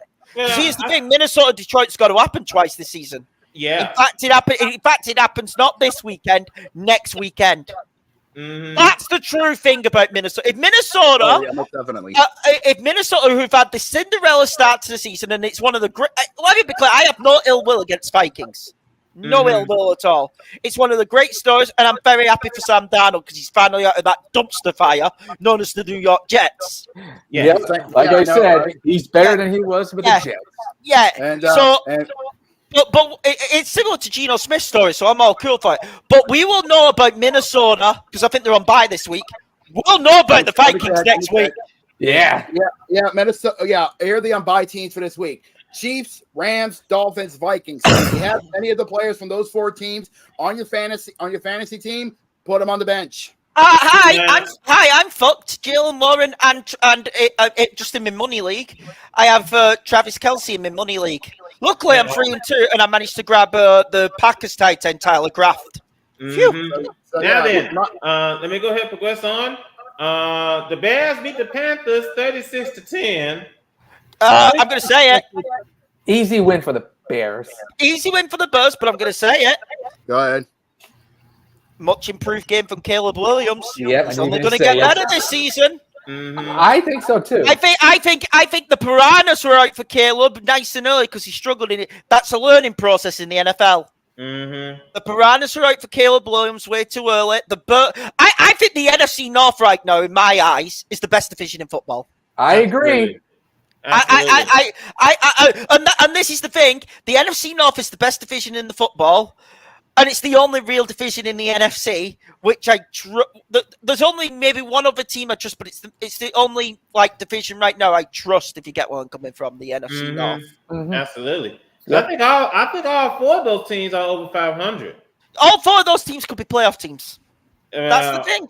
No, it won't end like that, I don't think. But all 4 of those teams have a legitimate case of being playoff teams. Mm-hmm. That's a good point. Now then, by the way, we're glad that Jamal has entered into the barn because the Ravens defeated the Bengals in overtime 41-38. There he is. There he is. Spectre Jeff's here. They got lucky. Ravens got lucky and they beat him. It wasn't close and it wasn't nailed. It was. At least this is. Hold on. I need to say something. Jamal. I am very happy this game went to overtime for fantasy point reasons with Derrick Henry. Thank you for going to overtime. Let me just bring this up. Well, we was here and he's going. I'm happy the Ravens are. Let me just point this out. But I've got a hot take by the way. Yeah, this is the AFC North after all. So, it is a mess. Hot take. Go ahead, Hey Kid. Bengals season's over. Exactly, and even more embarrassing, they spent huge on Joe Burrow. Bengals season's over. Yeah, they're on. They're 1-4. Yeah, they are 1-4. They lost to Baltimore in Cincinnati. Now I think the Bengals can beat the Browns. They've got 2 games where. Well, I actually can't count out the Giants after what we'll get into later on, okay? But they play the Giants who are coming in off a high. That's a dangerous game because you need to win that game if you're the Cincinnati Bengals. Otherwise, you'll see. Exactly. It's got to be easy for them. The Browns are shit, I expect, but they have a jinx on the Bengals. I finally expect Cincinnati to break that jinx, okay? Yeah. Oh, by the way, Hey Kid, I just saw a message from Jamal over on Discord. Laughing at it. I know. He's probably just having a connection issue. I know why he's having that. I see. But the thing about the Bengals, listen to a few of these games we've got upcoming, okay? Mm-hmm. They've got to play the Eagles. That's going to be tough. The Raiders, not so tough. They've got to go away to the Ravens and they've got to play Pittsburgh on the road. Let's remember, they still have to play Pittsburgh, I believe, on the road. Yeah. I'm just going through a few more of these games for Cincinnati, okay? Yes. They've got to play the Chargers in LA. That is tough. In LA, that is tough. It is. I think they're on bye week 12, okay? Week 13, so they're off the bye. We know they've got to play the Steelers twice. Good luck, because the steel curtain is looking like a hurtful thing. They've got to play the Cowboys in Dallas. That could be a game where both teams' necks are on the line. And then you've got to, and then it doesn't get any easier. You got to play Tennessee in Tennessee, which ain't easy. Yes, nope. I know the Titans haven't been good. Will Levis has been choking, but they finally won a game this week. They've got to, they won a game last week. You've got to play Cleveland, that's easy. But you've still got to travel to Baltimore. You've got to play, fucking the Steelers twice. Mm-hmm.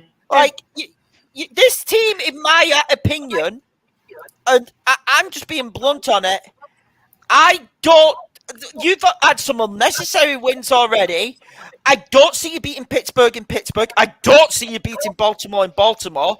And there's a couple of those games I think this team's going to miss the playoffs. Yeah, I I really think think it's the this team's same gonna miss the playoffs. possibility. Now, let's go ahead and progress on. Never mind. What has to be the most mistake football game we have ever seen under the sun. The Dolphins defeated the Patriots 15-10. What about happened there? Where's Gorak? Where is that motherfucker?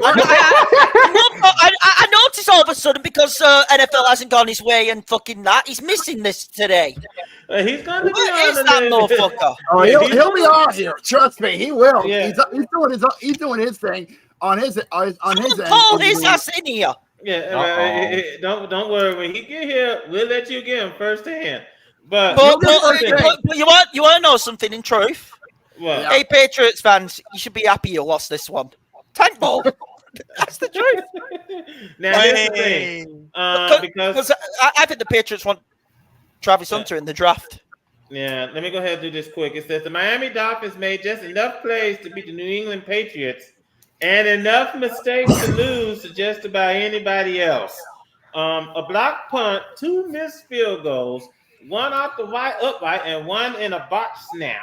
Another snap over the quarterback's head, taking Miami out of range for another field goal attempt. An interception that set the Patriots' only touchdown. I am not making this up. This game was a mess. It was an ugly game. It was sloppy and not in the good way. Next. I didn't say crap about the Bengals, Ray. Let's move off that shit. Next, please. Yes. Now, oh boy. The Commanders defeated the Browns 34-13. Jaden freaking Daniels. I need the floor. Oh, go ahead. Give it to him.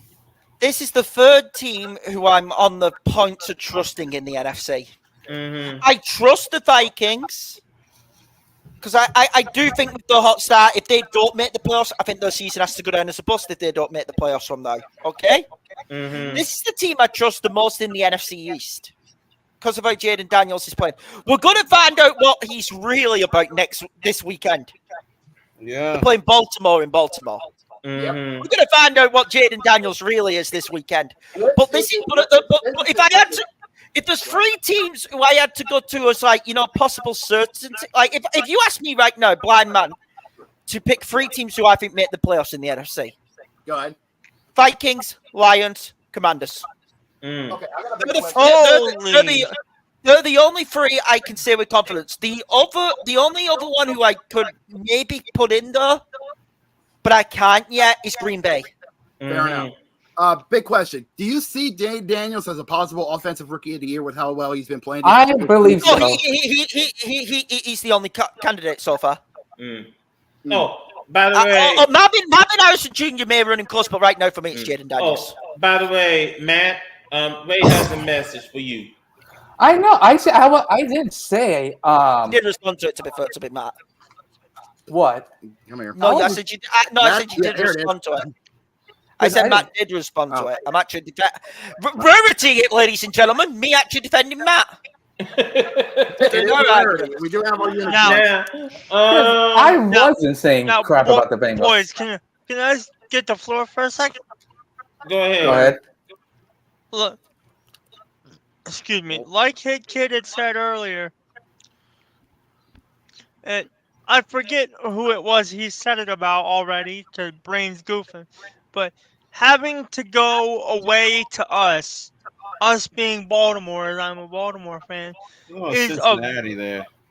Yeah, having to go away to us is a very tough prospect, and I'm sure there's a Premier League comparison somewhere, but I can't find it at the minute. It's like don't even get me started on the Premier League, please. Yeah. Now, we're just taking the NFL, please. Now, let me just go ahead and continue on. We also saw the Jaguars defeated the Colts 37. Oh, I wish Cody was here. I wish Cody was here. We kicked him out. Some tells me he's going to be because even though he got banned from the bar, he can't be in the chat. So if y'all want to put him in his clown suit, go for it. I told you this was going to happen. Mm-hmm. And I go Indianapolis. I bet. Unfortunately, I had to bounce my first person earlier this show, and it was Cody. Well, I think Yeah, the thing of it is, gotta do what you gotta do. This was bound to happen. You know, not cold. That's what happened anyway.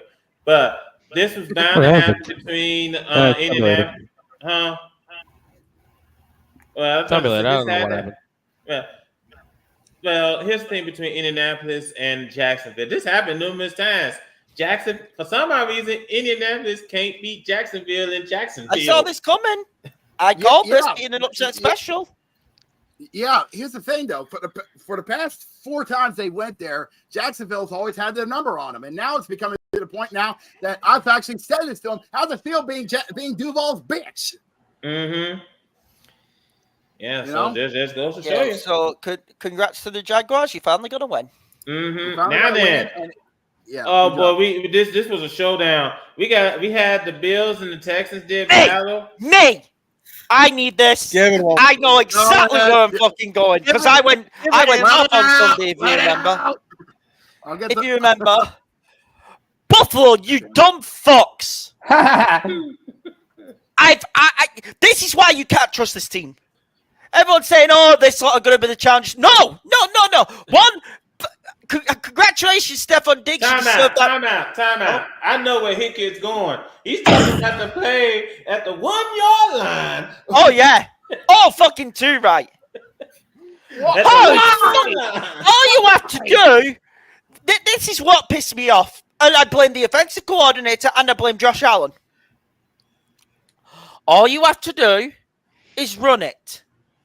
All you have to do is just do a run. Run it, get out of there, and you can go to overtime. Well, you might get the coin toss and you might be able to drive down the field. What does this fucking team do? They throw the ball 3 times, not taking any time, giving, I believe it was Houston, 20 to 30 seconds. Yeah. And then they forced a punt from their own 1-yard line. One CJ Stroud throw later, Houston are in field goal range. And the game was over. You caused yourself to lose this fucking game. Mate, Buffalo. 1 point. Run the clock down. Yeah.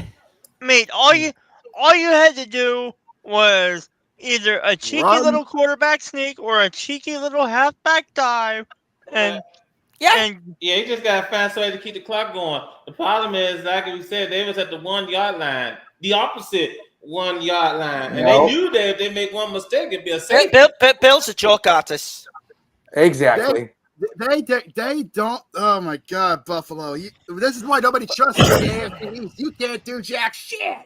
I thought they were on their own 1-yard line, about ready to score. My mistake. Yeah, it's I told you this. I told you I didn't like this Buffalo team preseason. Joe Brady. But I am happy for Stephon Diggs getting his revenge. Absolutely. He deserves that moment. Next up, we saw the Broncos defeat the Raiders 34-18. This was a knuckle Knicks. game. Yeah, something tells me the Gardner Minshew show is well. I think it's over. I think we're moving on to a new Didn't quarterback. Ray That's something I didn't see coming. Didn't Ray call this game be a trap or something?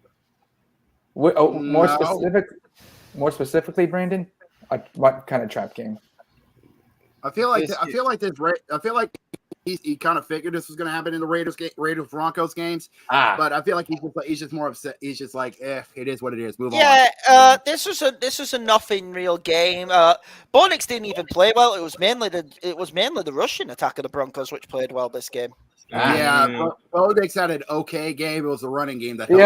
206 yards, nothing. Yeah, good. I think these two teams are both missing the playoffs. Really, for both of these teams, they want to really just tank the season. Yeah, basically for them, they're looking to the future. Raiders losing this game may help them because they're probably grabbing a quarterback. I'm hoping they're going to grab the guy from Texas. Quinn Ewers, I believe. He's a great quarterback. Yeah, because. Go on, Jacob. I think, or is it that other dude, Arch Manning? You know, the son of the Manning family. He's staying. He's a freshman. There's a third guy we're all not mentioning. Yeah, I know what you're talking about. Quint. Brain fart. I said his name correctly. Quint Ewers. He's No, Yeah, guys, yeah, guys, we're not Who's the mentioning third another guy you're one. thinking on? I'm looking. at him. Sanders. Oh yeah, that's right from Colorado. Lord Sanders.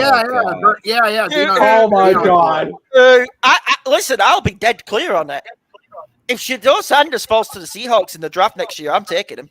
Oh, that's Have him do a year, heavy. have him do a year behind Gino. Be my guest. I'll be honest, that's gonna be great for your Phillies are not on the Seahawks. board. Of course, okay. Phillies. It's Now, 6-2 Mets. Uh-oh. I told you, careful with the Phillies. Now, the Cardinals defeated the 49ers 24-13. Wow, 49ers. Yeah, no, this is what I need to say. Go ahead, because you're a Seahawks fan. No, I can't insult. Trust me, I can't insult. Oh, okay, yeah. This Thursday. Never mind. Go on. Thursday night, we're going to get into the Thursday night game. This Thursday night's a must-win game for both teams. Mm-hmm. I can't believe San Fran lost this game. They have lost 2 games now in the division, which they had no business losing. Yeah. Yep. I'm going to get more into Seattle, okay, in a bit. But pretty much, this San Fran team, considering they do have a tough schedule, as we know, they have a real tough schedule. They have a division winner schedule, still coming. This Thursday, we'll get to that. Yeah. They have a division winner schedule coming. I can't believe I'm saying this about the NFC West because I still don't rate the Cardinals, and the Rams are killed with injuries. We all know the Rams are killed. Yeah, the Rams are because of the injuries. How crazy is it that the NFC West is having like an NFC East type season this year? Oh, It is because you can't trust any of the teams in the NFC West. That's mad. That's mad. There you go. Yep. Yeah. I know that is a crazy take from me, but trust me, when we get into later games, I think it's a very fair take. Who would have called the NFC West, which is usually one of the strongest divisions in football, having an NFC East type season? Interesting. Not I, but I got something to say about these couple San Fran losses in a row. Go right ahead. As I tell y'all, every time I pick the Niners for a game, they were my late grandmother's favorite team. Well, I picked y'all repeatedly because of that, and repeatedly, y'all have failed me. Y'all some frauds. Y'all some bums. Get the fuck out of here. It don't get easier for them, by the way. Now, Obviously, I'm going to get into the first night. Can I just go through the next 3 games? Sure. Okay. This is San Fran's next 3 games. Yep. They've got, after the Thursday night game, all right? Right. Super Bowl rematch in Levi Stadium next weekend. Fuck you. No. Then they've got to play the Cowboys, who they always beat, to be fair. But Dallas will be up for that game. Because Dallas is doing good so far. Dallas will be up for that game because Dallas will want to put one on San Fran. Mm-hmm.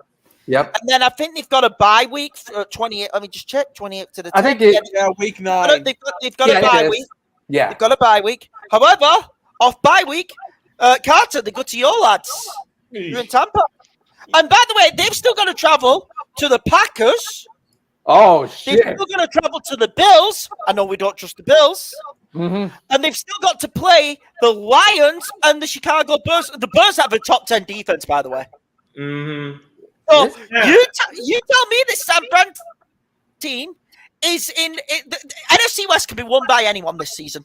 It could be one, yeah. Now then, let's go ahead and move on. Speaking of the Rams, the Packers defeated the Rams 24-19. Wasn't a clean game. Yeah. I was Packers. What worried me for this with the Packers is this weren't a clean game. The Rams might. If I'm the Rams, I'm in a real catch-22. Because if I'm going through the NFC West rivals here, Packers could win, but I need to see another one with Jordan Love to make sure he's fully back, and then I can put you in that team of trust. Like one of those trusted teams. Yeah. With the Rams, it's a catch-22. We know Puka's going to be back in a few weeks. We know Cooper Kupp's going to be back in a few weeks. But your season right now is 1-4. You are practically dead. Your season's practically dead. Because they do have a tough schedule because they have a second-place schedule, as you all know. Let's remember that. They did make the playoffs last season. All right. Hold on, Carter. I'm not finished. Let me just finish, please, and then you can happily have it. What I'm trying to say is this: if you are the Rams, and this is just me, I think they should tank this season. Because if you're the Rams, you could get Matthew Stafford's replacement because he's not getting any younger. If anyone disagrees with me, please argue it. But I don't think they're making the playoffs. No, you're right. You're right. I think the Rams should tank to either get a game-changing defensive player or a QB. Although I will say this. Also, I think not only the Rams but Rams faithful have too much pride to let them tank. That's true. That is true. They don't strike me as that kind of football team to just tank a season when shit goes sideways. You're not wrong. I have rarely ever seen the Rams. No. Rams Listen, I agree with that 100%. I'm just like being honest with what I think I'm just thinking for the long-term prosperity of the Lambs. I know. I was just pointing out that as helpful as that might be, they're too damn prideful to do it. Yeah, I agree. okay. Now then, We'll skip might the as next well go ahead and give Kid the floor. The Giants defeated the Seahawks 29-20. You want to know when I knew we were in trouble in this game? Look at Brandon. On the opening drive, which I know went back for a Seattle touchdown, 107 yards. No, you want to know when I knew we were in trouble? We had Daniel Jones in the 3rd and 17, and he managed to get out of it. We gave Daniel Jones his confidence. You need to take his confidence. No, let me go. Seattle's defensive line was shit. Sorry, I had to cough. That's why I had to mute. Mm-hmm. Seattle's defensive line is shit. Offensively, we didn't run the ball at all. Disgusting performance offensively. Gino can't do everything. And I thought we could have made it. Obviously, we could have stole this game at the end. We didn't deserve to win this game. Justice happened to us this game. I'm not even upset we lost this game because it's the real wake-up call. This is a game we shouldn't be losing, but we lost it. Credit the Giants. You showed up. Giants!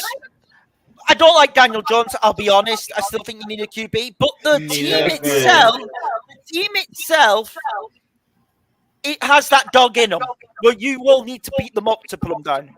Mm-hmm. But yeah, that's pretty much. I'm going to get more into my rant on Seattle when we get to the upcoming games. Yeah. But now, how did you... Real quick, Zach. sorry. How did y'all put? I forget the quarterback you mentioned. How did you put him in a 3rd and 17 and let him out of that? Daniel Fucking Jones. Yes. Because we fucked it.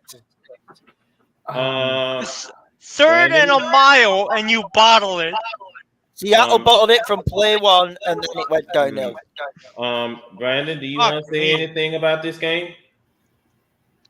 I really don't, honestly. Like, number one, he could just said it for me. I still don't trust Daniel Jones in this long run.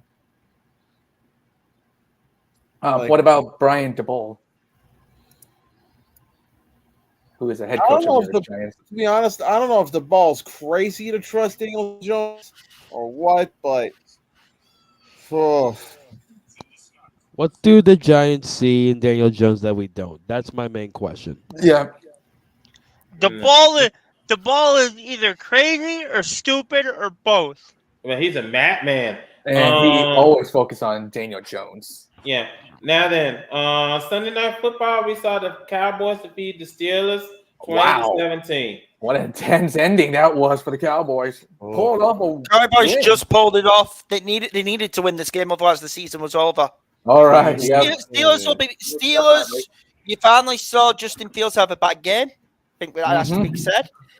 But this win still doesn't fill me with confidence for the Cowboys. I'm sorry. I think that we'll get to who they're playing this week. They're going to get knocked back down to reality this week. Oh yeah, we're saving that one for next week. Monday Night Football. All right, kid, here comes Monday Night Football. Okay. No, Jacob, damn it. Let him finish. No. Give me that motherfucking camera. I'm going to talk about this. Lord have mercy on your saints. Here we go, Chiefs lad. are the luckiest sons of bitches I've ever met in my life. Okay? The fact that we kept those fuckers to 26 points when they had Alfred right in the fucking book to wipe the floor with us says a lot of things about those fuckers. Okay? I feel bad for I know how Derek that Carr. feels. The fact that he's going to be on the shelf after he took a nasty hit during the game. Okay? Yeah, you lot are fucked. I'm more impressed with my boys. Okay, sure, they got their asses handed to by the Chiefs defense. Okay, but they put up a hell of an effort as well on their side to keep them to 26 points instead of getting outright blasted their asses off all night long in Kansas City. Got the camera. And it wasn't. So, Jacob, I'm sorry, I have to disagree with you. Take it away, Hit Kid. Go ahead. The reason why I have to disagree with you is the Chiefs barely have a wide receiving room, and they still got 26 points. Yep. Savior worthy, thanks to the freaking Bills. Yup. I mean, my God. I'm still salty. I mean, this was the best game Mahomes played this season, and they're still injured. Let's put this. Hold on. Time out. Let's also not forget. They still got Juju. Yeah. And even though he didn't score a touchdown, he did get 130 yards receiving. Yeah. So and they're still talking about the trade, I guess. And for the like wide receiver. They are building that wide receiver room. Yeah. Okay. Yeah. And what I'm trying to say, listen, I've said it. Raiders, don't you fucking dare trade Devontae Adams to them. Otherwise, we are canceling the NFL this entire season. If he goes there, if the Raiders are smart, and we can know they could try to be. They don't go nowhere near Kansas City, and they actually go to a team that actually can give them a fair trade. For yes, Adams, please. Okay, that's either the Jets or the Saints because that's where Adams wants to go because he wants to go to a former player. Mm-hmm. Okay. Well, you could see him go to New Orleans. I want to have him go to Derek Carr. What's the point though going to New Orleans now? While Carr's up. That is true. Sorry. That's the only I don't think it's gonna go to the Jets. Why would you want to go to the Jets who's firing a coach and looks like a dumpster fire? Oh, exactly. Especially the front office is a dumpster fire. I mean, if I'm Devontae Adams, I'm trying to get a trade to a Super Bowl contender. Or outside shot, and I would be I would make them an instant outside Super Bowl contender if they did it. There's a team who should go for Devontae Adams. Washington.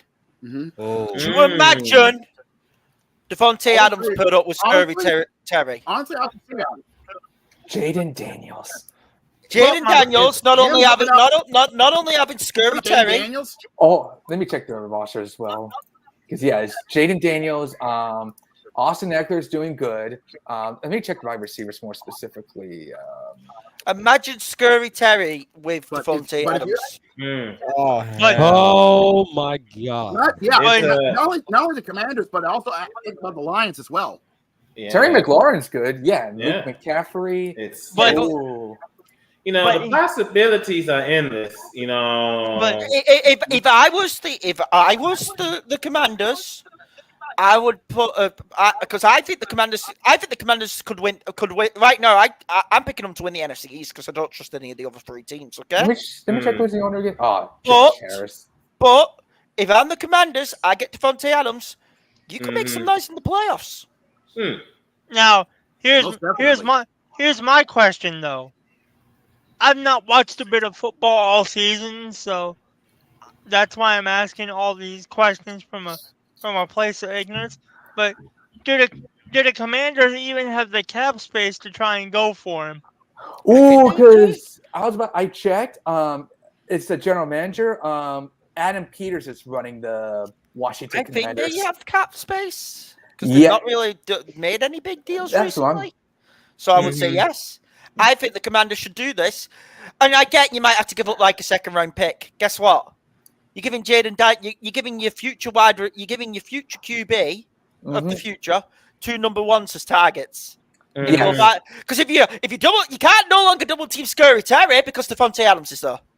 That'd be worth the risk for Washington to go for it. Even I think Washington would be the perfect fit. It'd be whether Devontae, I think he's actually friends with Jaden Daniels, so he possibly could go there.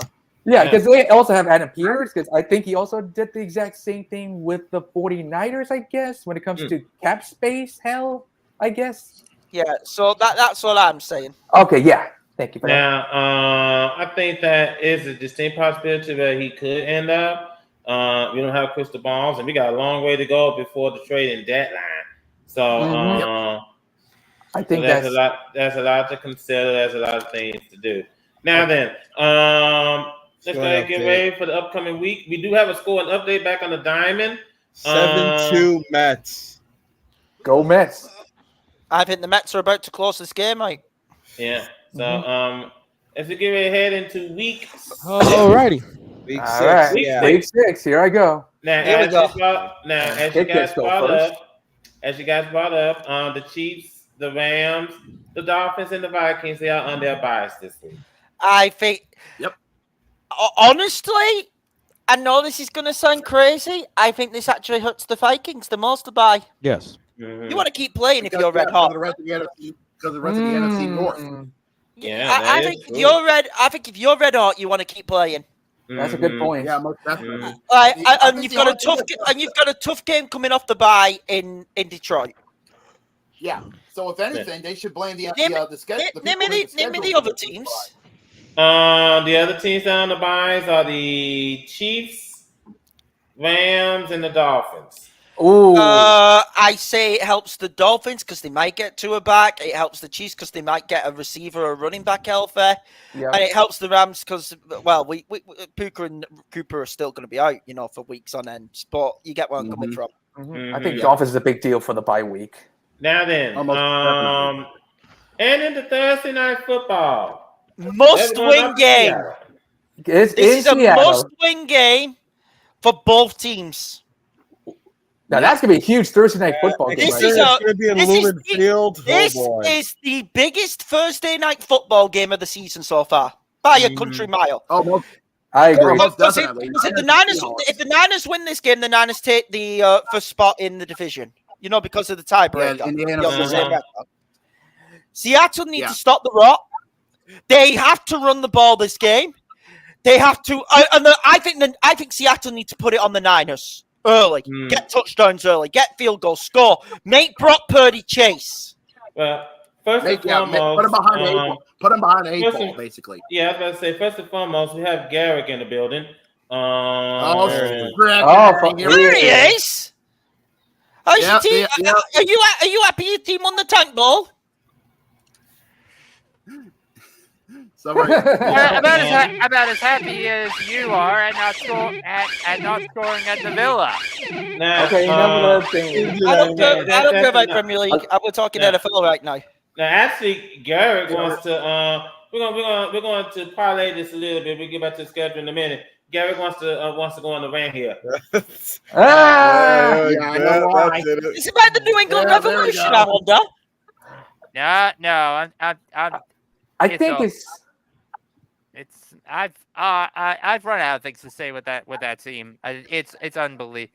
Yeah, he's ran out of all is, he ran about the revolution. Yeah. All right, then, Gary, you asked for this time, so what's the rant over? So the rumor going around the rumor mill is that the FIFA Club World Cup spot going to the host country could be going to Inter Miami. And how did they decide it? Because MLS is now suddenly cares about the supporter shield. Yep. Which is translation as they just want Messi in. Exactly. And it's really frustrating because if that's true, before the MLS Cup, that is utter bullshit. Because now, why does the MLS Cup now matter? now the MLS Cup doesn't even matter anymore. Exactly. And It just the thing ruins is, it. the what pisses me off the most is if they had been transparent of the qualifications of how they get in The to FIFA Club World qualify Cup. for the Club World Cup, I'd be fine. But the problem is they have not been transparent. Neither MLS nor FIFA have said shit, and it's just really pissing me off because it's really just a cash grab to get Messi in there, and it's just really You just hit frustrating. the nail on the head because FIFA doesn't care. FIFA doesn't care about. That's another thing. Yeah. Fan interest, and transparency or any of that bullshit. Or Because expanding another UEFA. if they did, never mind. we would have. If they did, MLS would have. We would have seen much more interest with the UEFA Cup, with the World Cup, the UEFA Cup, UEFA would have done the same thing with the UEFA. With the I was saying Champions League, exact same thing. MLS, Expanding all the other Cup leagues thing. would have been following suit. We're in a weird but time with unfortunately, FIFA right all they now. care about is the one thing that I've been saying for years, and I will keep saying this until the day it doesn't stop. Money talks and bullshit walks. By the way, Unfortunately, final, FIFA knows that. final, Mets What's that? to Mets to run up. Thank you. Oh, I'm happy. Mets took game That 3. means- So that game means 4 is that One in more. Game 4 here at Citi Field, the Mets are marching to the NLCS. Their If they first win tomorrow, NLCS this Don't series worry, is over. Jose is 15. salty. Mhm. Yeah. So I feel you, Guruk. This is such bullshit. But and the fact that they don't want to talk about it is just showing how shady this is. Absolutely. Yeah. I agree. Now then, let's to go the ahead and NFL? get back to the schedule. What? Let's go back to the schedule. Let's get back Now to then, first of all, the first game we're going out to London at Hotspur Stadium. We got the Jaguars and the Bears. Jags usually show up in London, but Bears are the better team. Chicago's defense is top 10. Yeah, I think Chicago's going to win this most one. definitely. Yeah. Chicago's Now, defense I'm is top 10. getting flashbacks to that 86 defense from the 80s. You know, with the monsters of the Midway. You know. Now, let me bring this up because this is one or two. They're going to be staying in London for a while because week 7 they got the Patriots at Wembley Stadium. Well, the Jags will be splitting. That's going to be contradictory. That's going to be contradictory. A team from New England going to England. AEW. Now, back over the stateside. Dear God, give me strength. We got the Buccaneers and the Saints. Yeah, I know. All right, you two boys. What do you guys? Yeah. Look. All I'm going to say is this. Go ahead. If you ask me as a neutral, I'm picking the Bucs because of the Derek Carr's injury. Yeah, he's injured. I think you have to lean, but and also the Bucs are the home team here, aren't they? Oh, I'm sorry. No, Who's the that? Saints. Oh, the Saints. Yeah. I I would have gone with the home team, but the QB injury's the difference. I have to go Bucs. I'm sorry. Who's the backup QB? Look, I'm gonna put my fan card on the side here for this one and be Spencer Rattler's neutral the on this backup one. QB. Concerning the fact that Carr is out due to an injury after what happened on Monday night, I'm gonna have to agree. Bucks are gonna take this one. I know, Todd. I know you have your issues with Todd Bowles, but unfortunately, injuries is gonna cost us this game here, Carter. Yeah, I think Bucks might have a chance. Should Bucks win? Yes, because of the situation that the Saints are in. Yep. But it goes right back. But I'm going to go right back to my solo. I just don't trust Todd Bowles. All right. But I do think the Bucks are going to win. I just won't be surprised I won't be surprised if the Saints come out with the victory. But I do think the Bucks will win. We'll see what happens. We'll have to see what happens on Sunday afternoon. Now, also, following that game, we got the Cardinals and the Packers. Packers. Packers game to win. Yep. Yeah, that feels like a Packers W in and of itself. Jordan Love is going to continue his comeback tour, and he's going to be continuing to show why he's earning the right to be the number one. I'm going to. What is this? This is in Arizona, isn't it? No, this is in Green Bay. Oh, it's in if it's in Green Bay. This is the game where I'm hoping the Packers do win. I want the Packers to win this game. Don't need Arizona getting new life. Give me the pack. Give me the pack and give me the Saints. I will say this: Arizona's a life dog in this because they have been playing well under Kyle Murray. Kyle Murray has been playing well. That is something we cannot ignore. Do you consider the Cardinals probably a dark horse that win in the NFC West? If they win this game, they'd be on the same record as Seattle and San Fran. If they'll be in second place. You get where I'm coming from? Mm-hmm. Yeah. Or they'll be in first place if it's why Thursday night is fucking massive, and I will be a bag of nerves watching Thursday night. I'm either going to be on this podcast next week happy or really fucked off. So warning. But pretty much, if Arizona win this game with the schedule they've got, yes, they will. But I think I'm hoping Green Bay do business here and take them out. Now then, over at Nissan Stadium, we got the Colts and the Titans. Oh boy, Tennessee! I'm going to say something. Give me Tennessee. I'm going upset special again on the Colts. He lost to the Jags. I'll take Tennessee. Oh, that reminds me. I got Cody right here. He got kicked off today. Don't play that. Don't play that clown horn. Hey, look, he's actually here. Look, it's Hey. What's here? Put me on. He's here. He's here. He's actually here. Here you go. Put me on. No, go to the screen. Go to screen. Go to Cody's Don't screen. put me. Cody. No, not to his screen. Go to the split screen, please, where it's all of us. Yeah. We're on it. No, this is perfect. So you see, where is he? I don't see him. No, Derek had the clown. Oh, okay. I thought he was here for a second then. Oh shit! What a fucking loser. This team, these Colts. The only way I would pick the Colts is if Jonathan Taylor's back, which I don't know if he's going to be. Oldest fact: the Colts has not beaten Jaguars in Jacksonville since 2014. I'm picking the Titans. I don't trust the Colts. I don't trust him either. Okay. Hey.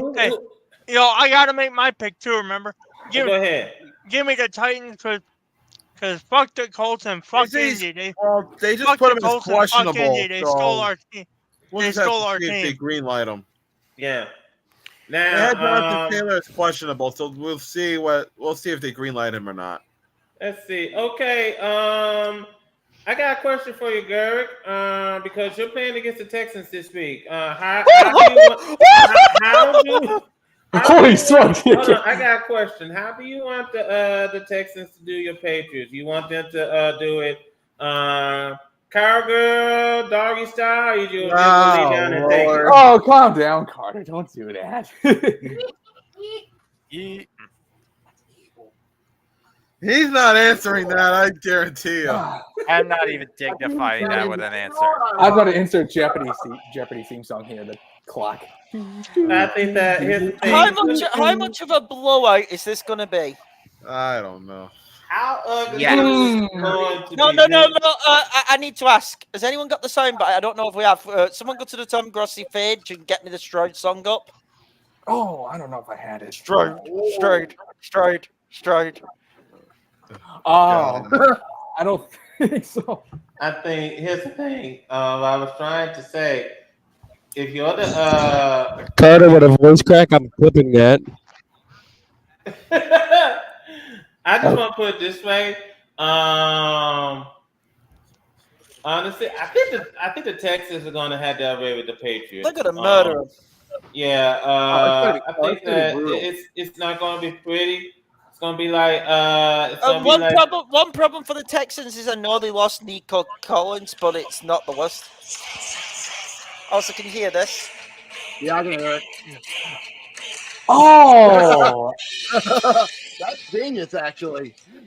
That's genius, actually. Is that on the Okay. I think here's what I'm Yeah, trying to say. yeah. I know the Texans are missing Nico Collins. This will be the 1 week where I can say, because he has been inconsistent, I was happy I benched him this week, but I will not be benching Tank Dell this week because I think he is going to have a field day because they'll be so busy. They're going to be so busy on Stefan Diggs. Tank Dell's going to be the one who's going to rip this sort apart. Okay, Coach Mayo, you might as well go ahead, bend over, and say thank you, sir. May I have another one? Now, boys. To be fair, boys, I got a question. Do we still have the funky trash soundbite? Yeah, we still got the funky trash. Yes, we do. all right. Can we move on to the next Drake game? May is going to Why- be starting why- as well. why- I don't know if we mentioned that. Hold on. Hold on. Yes. Yeah, hold on. Yeah, hold on. Give me a sec. What is that? It is. Yeah. We still have the funky trash. Looking through your trash bag, what's it say about you? Funky trash. That's what classic. that's what the corpse of the Patriots is going to be after Texas gets done with them. Yeah, there is something I need to say. There is something I need to say. Oh, go ahead, Hickett. There is something I need to say. Starting Drake May this week. What the fuck are you thinking? Your offensive line is shit. You are starting Drake May against one of the best, against what has been a really, you're gonna get this guy killed. Let me see the ranking so far. Good grief. By the way, speaking of, quickly for a second.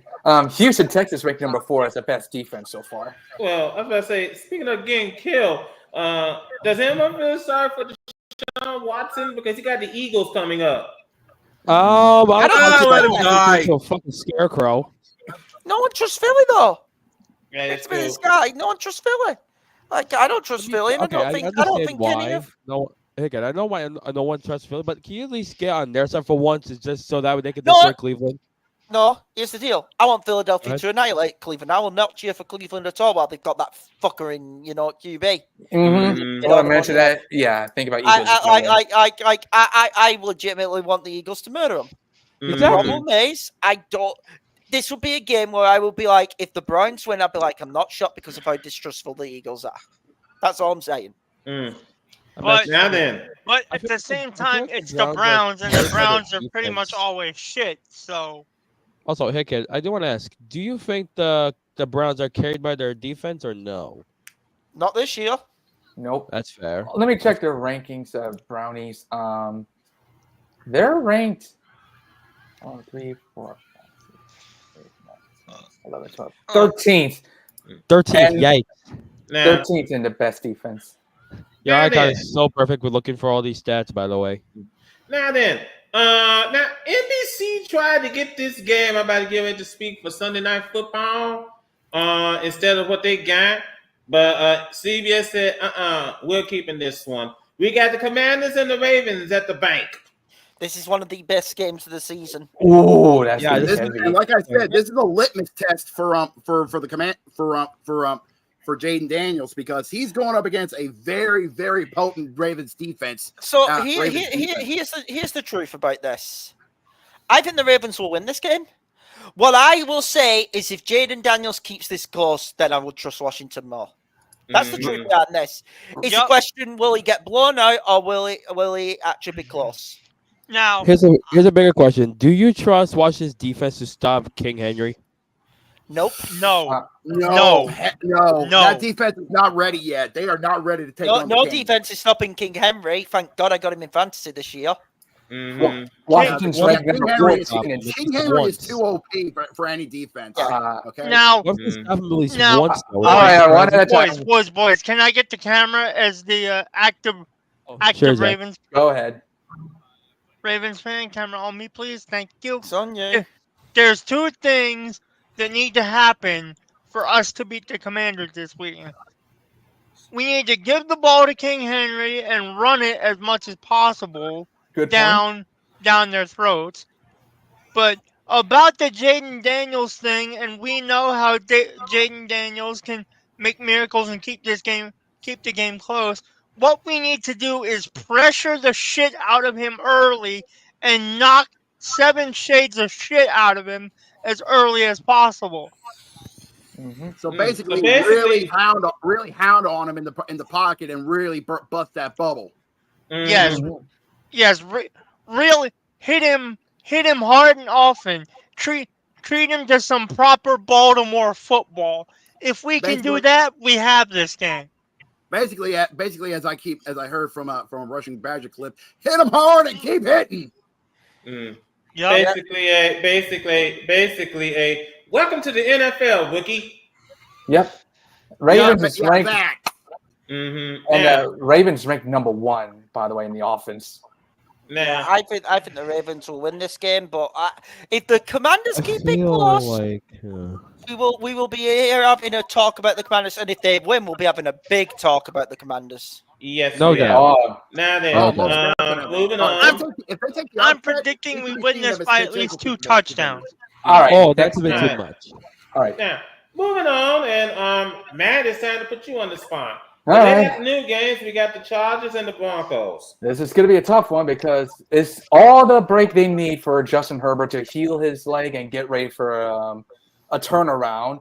And for Jim Harbaugh, since it's all on him last week, since he blew that game, he's going to need a lot of fix for his staffs and the offense. And it's going to be tough for offensive linemen. They're doing fine right now. The problem is Joel is out, and it's going to be a tough one to Chargers to step it up in this one. And I don't think how long Joey Bosa is going to be out because he is still hurt. I haven't heard anything from him yet. And Khalil Mack is still going to be around. He's going to help the Chargers defense to fire up against the Broncos offense since it's going to be – I think it's going to be easy for them because Jesse Minter, who is great defensive coordinator so far, the Chargers are – I think they're in the top 5 best defense so far. So they're going to need a lot of strength for a Chargers defense and help the offense push through. And hopefully Justin Herbert is still going to be all right since I think he's going to take the field next week. Yeah, I've got We'll see what happens. We'll see what happens. I've got the Chargers winning this game. And more focus on the running since it's almost impossible to see the Chargers charger this up against the Broncos at Mile High. So I have to go with the Chargers on this one. If they fuck this up, best believe the Chargers' head is going to be on the survey table. If they fuck this game up, there'll be a question about their entire season. exactly. If the San Diego Apple Chargers dig this one up, they're in serious trouble. Anyway, Now then, It's lost. Yeah, moving I on, know. moving on. We got the Steelers and the Raiders. Tom Tolaska's going to put all the marbles to the Raiders. Steelers. This is all in This is a bounce Pittsburgh, back. honestly. This is a bounce back. Yeah, Steelers. It's either Justin Fields again or it's going to be – I think they're playing Russell Wilson this time, I think. They haven't mentioned anything about the quarterback situation. Okay. I really don't want to pick the fucking Steelers, as I was brought up to hate the Steelers as a Ravens fan, but I feel like I might have to here. I don't know. Raiders are dead. Raiders are dead right now. I'm sorry. I think that's a team which is like screaming to me, we want the season to be over. I have to pick the Steelers. Right. I might just abstain for this because of the way I was brought up football wise. I really don't feel comfortable picking the damn Steelers. It's gonna hurt. It's a bitter pill to swallow. I know how you feel. Yeah.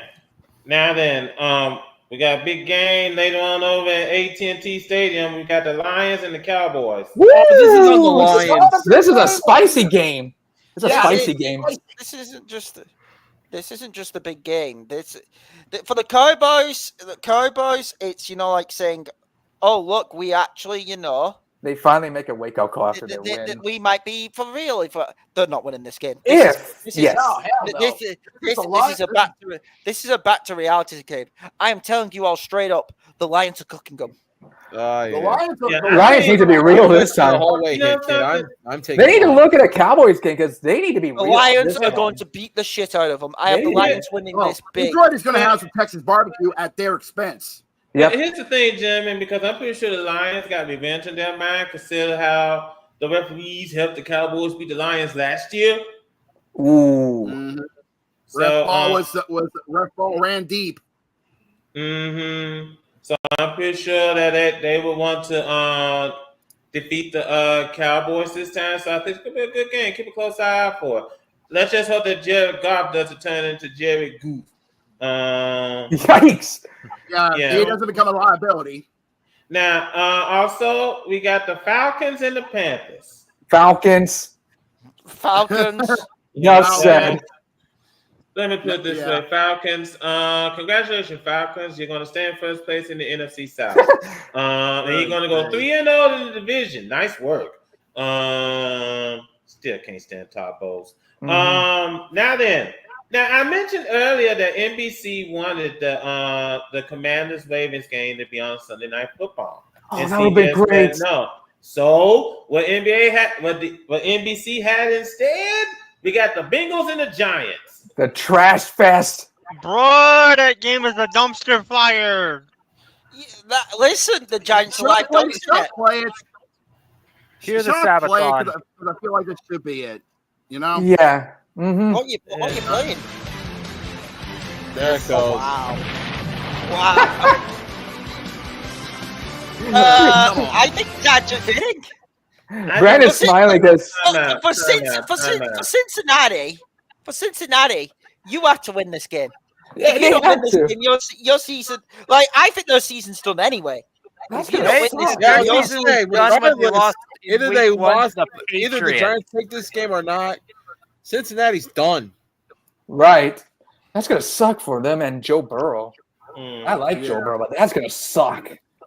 I feel bad for Joey. Joey is a good quarterback, but I think when he re-signed that 5-year deal, that was a mistake. I think he needs to be somewhere else. He doesn't have near enough protection in Cincy. Yeah. Now, it's gonna be MetLife is gonna be busy, and he's not having a chance to show off some weapons. Yeah, I was gonna say MetLife is gonna be busy this weekend. We got the Bengals and the Giants on Sunday. Monday Night Football, we got the Bills and the Jets. My God, this is gonna. it's truthful. Listen, I'm gonna say this brutally. Who do you trust less? Because that's the Bills less. I trust Buffalo less. I mean, it's like pick or poison. Bills are. Can I be honest with you? Go ahead. I feel like the last time Bills played against the Jets, I think it was a close game. I think it was, but the Jets got them. I think. I think they did. But who do you trust less? I personally trust the Bills less because I'm going to pick the Bills in this game. I can't really. Guys. Go ahead. Last season, Jets beat the Bills. Yeah, like Brandon says, it was an overtime victory. That's how. I'm gonna pick the Bills in this game. I think they might get a payback because of let me be clear. I have no confidence in picking them. I'm not picking them. Because I'm confident. No, but it's just the mess around the Jets. I mean, they just fired the coach. No, it could lead to a response from the Jets. I think this is a must-win from the. I think this is same as like the Thursday night game. I think this is a must-win for both of these teams. Mm-hmm. I say more so for the Jets. Definitely. I would say it's a must-win for both of these teams because I think the team that doesn't win this, I think the team who wins this could maybe go on a run and win the division. I think it's a distinct possibility. Yeah. But geez, and you know what's crazy though? And you know what's crazy though? Rob Saleh was considering to fire Nathaniel Hackett prior on getting his own pink slip. Let me check out. Bills are 3-2 right now. Jets are 2-3, and they're 1 game against them. He won it. So they're in the same spot. They're both in the same spot. Yep. And Dolphins are 2-3 as well. They're sharing the same. Hold on, time out. You're not going to believe this, but back on the ice, The Panthers after the first period, the Panthers lead the Bruins 4-1. God. Gross. Fucking gross. Gurog, what's happening to your Bruins? They suck. That's what happened. They're not even waiting until March to disappoint me. They're doing it speed run right now. Yeah. I think they're going to take it slow, and then they're going to take Also, check this out. This is from CBS Sports. I just brought it up right now. What is it? Robert Saleh was considered firing Jets offensive coordinator Nathaniel Hackett prior to getting his own pink slip from the owner. Wow, he was actually doing it before he got released. More coaching changes every year from the Jets. Nothing this team doesn't surprise us anymore. Now, the Blues, they defeated the Kraken 3-2. Get the close. Nice shot to get the opener. Yeah. Yep. And of course, they are coming up later on this evening. We got the Blackhawks and the Hockey Club. So, the official inaugural debut for the Utah Hockey Club. Good luck, boys. Welcome to the NHL. Now, going on in the second quarter in the WNBA playoffs, the Lynx are leading the Sun 35-22. 30-point game in a second. Oh, remember, this is the final. The winner of this goes to the finals to face off against the New York Liberty. Oh my God! Absolutely. If the Lynx wins, this will be crazy because after what happened to Karl Anthony Town going to New York, and they got the Lynx if the Lynx win, it's going to be wild WNBA finals right there. Yeah, it's true. Of course, then again, remember the Liberty play at the Barclays Center. There's a difference right there. Yep. Mm-hmm. So just to keep that in mind. Yeah. All right, then, ladies and gentlemen. Yeah. All right. All right, then, ladies and gentlemen. We thank you so much for taking time out of your busy schedule and joining us here this evening. Because we sure did have a whole lot to talk about. We can go ahead and change the background back to the bar now. In the cave.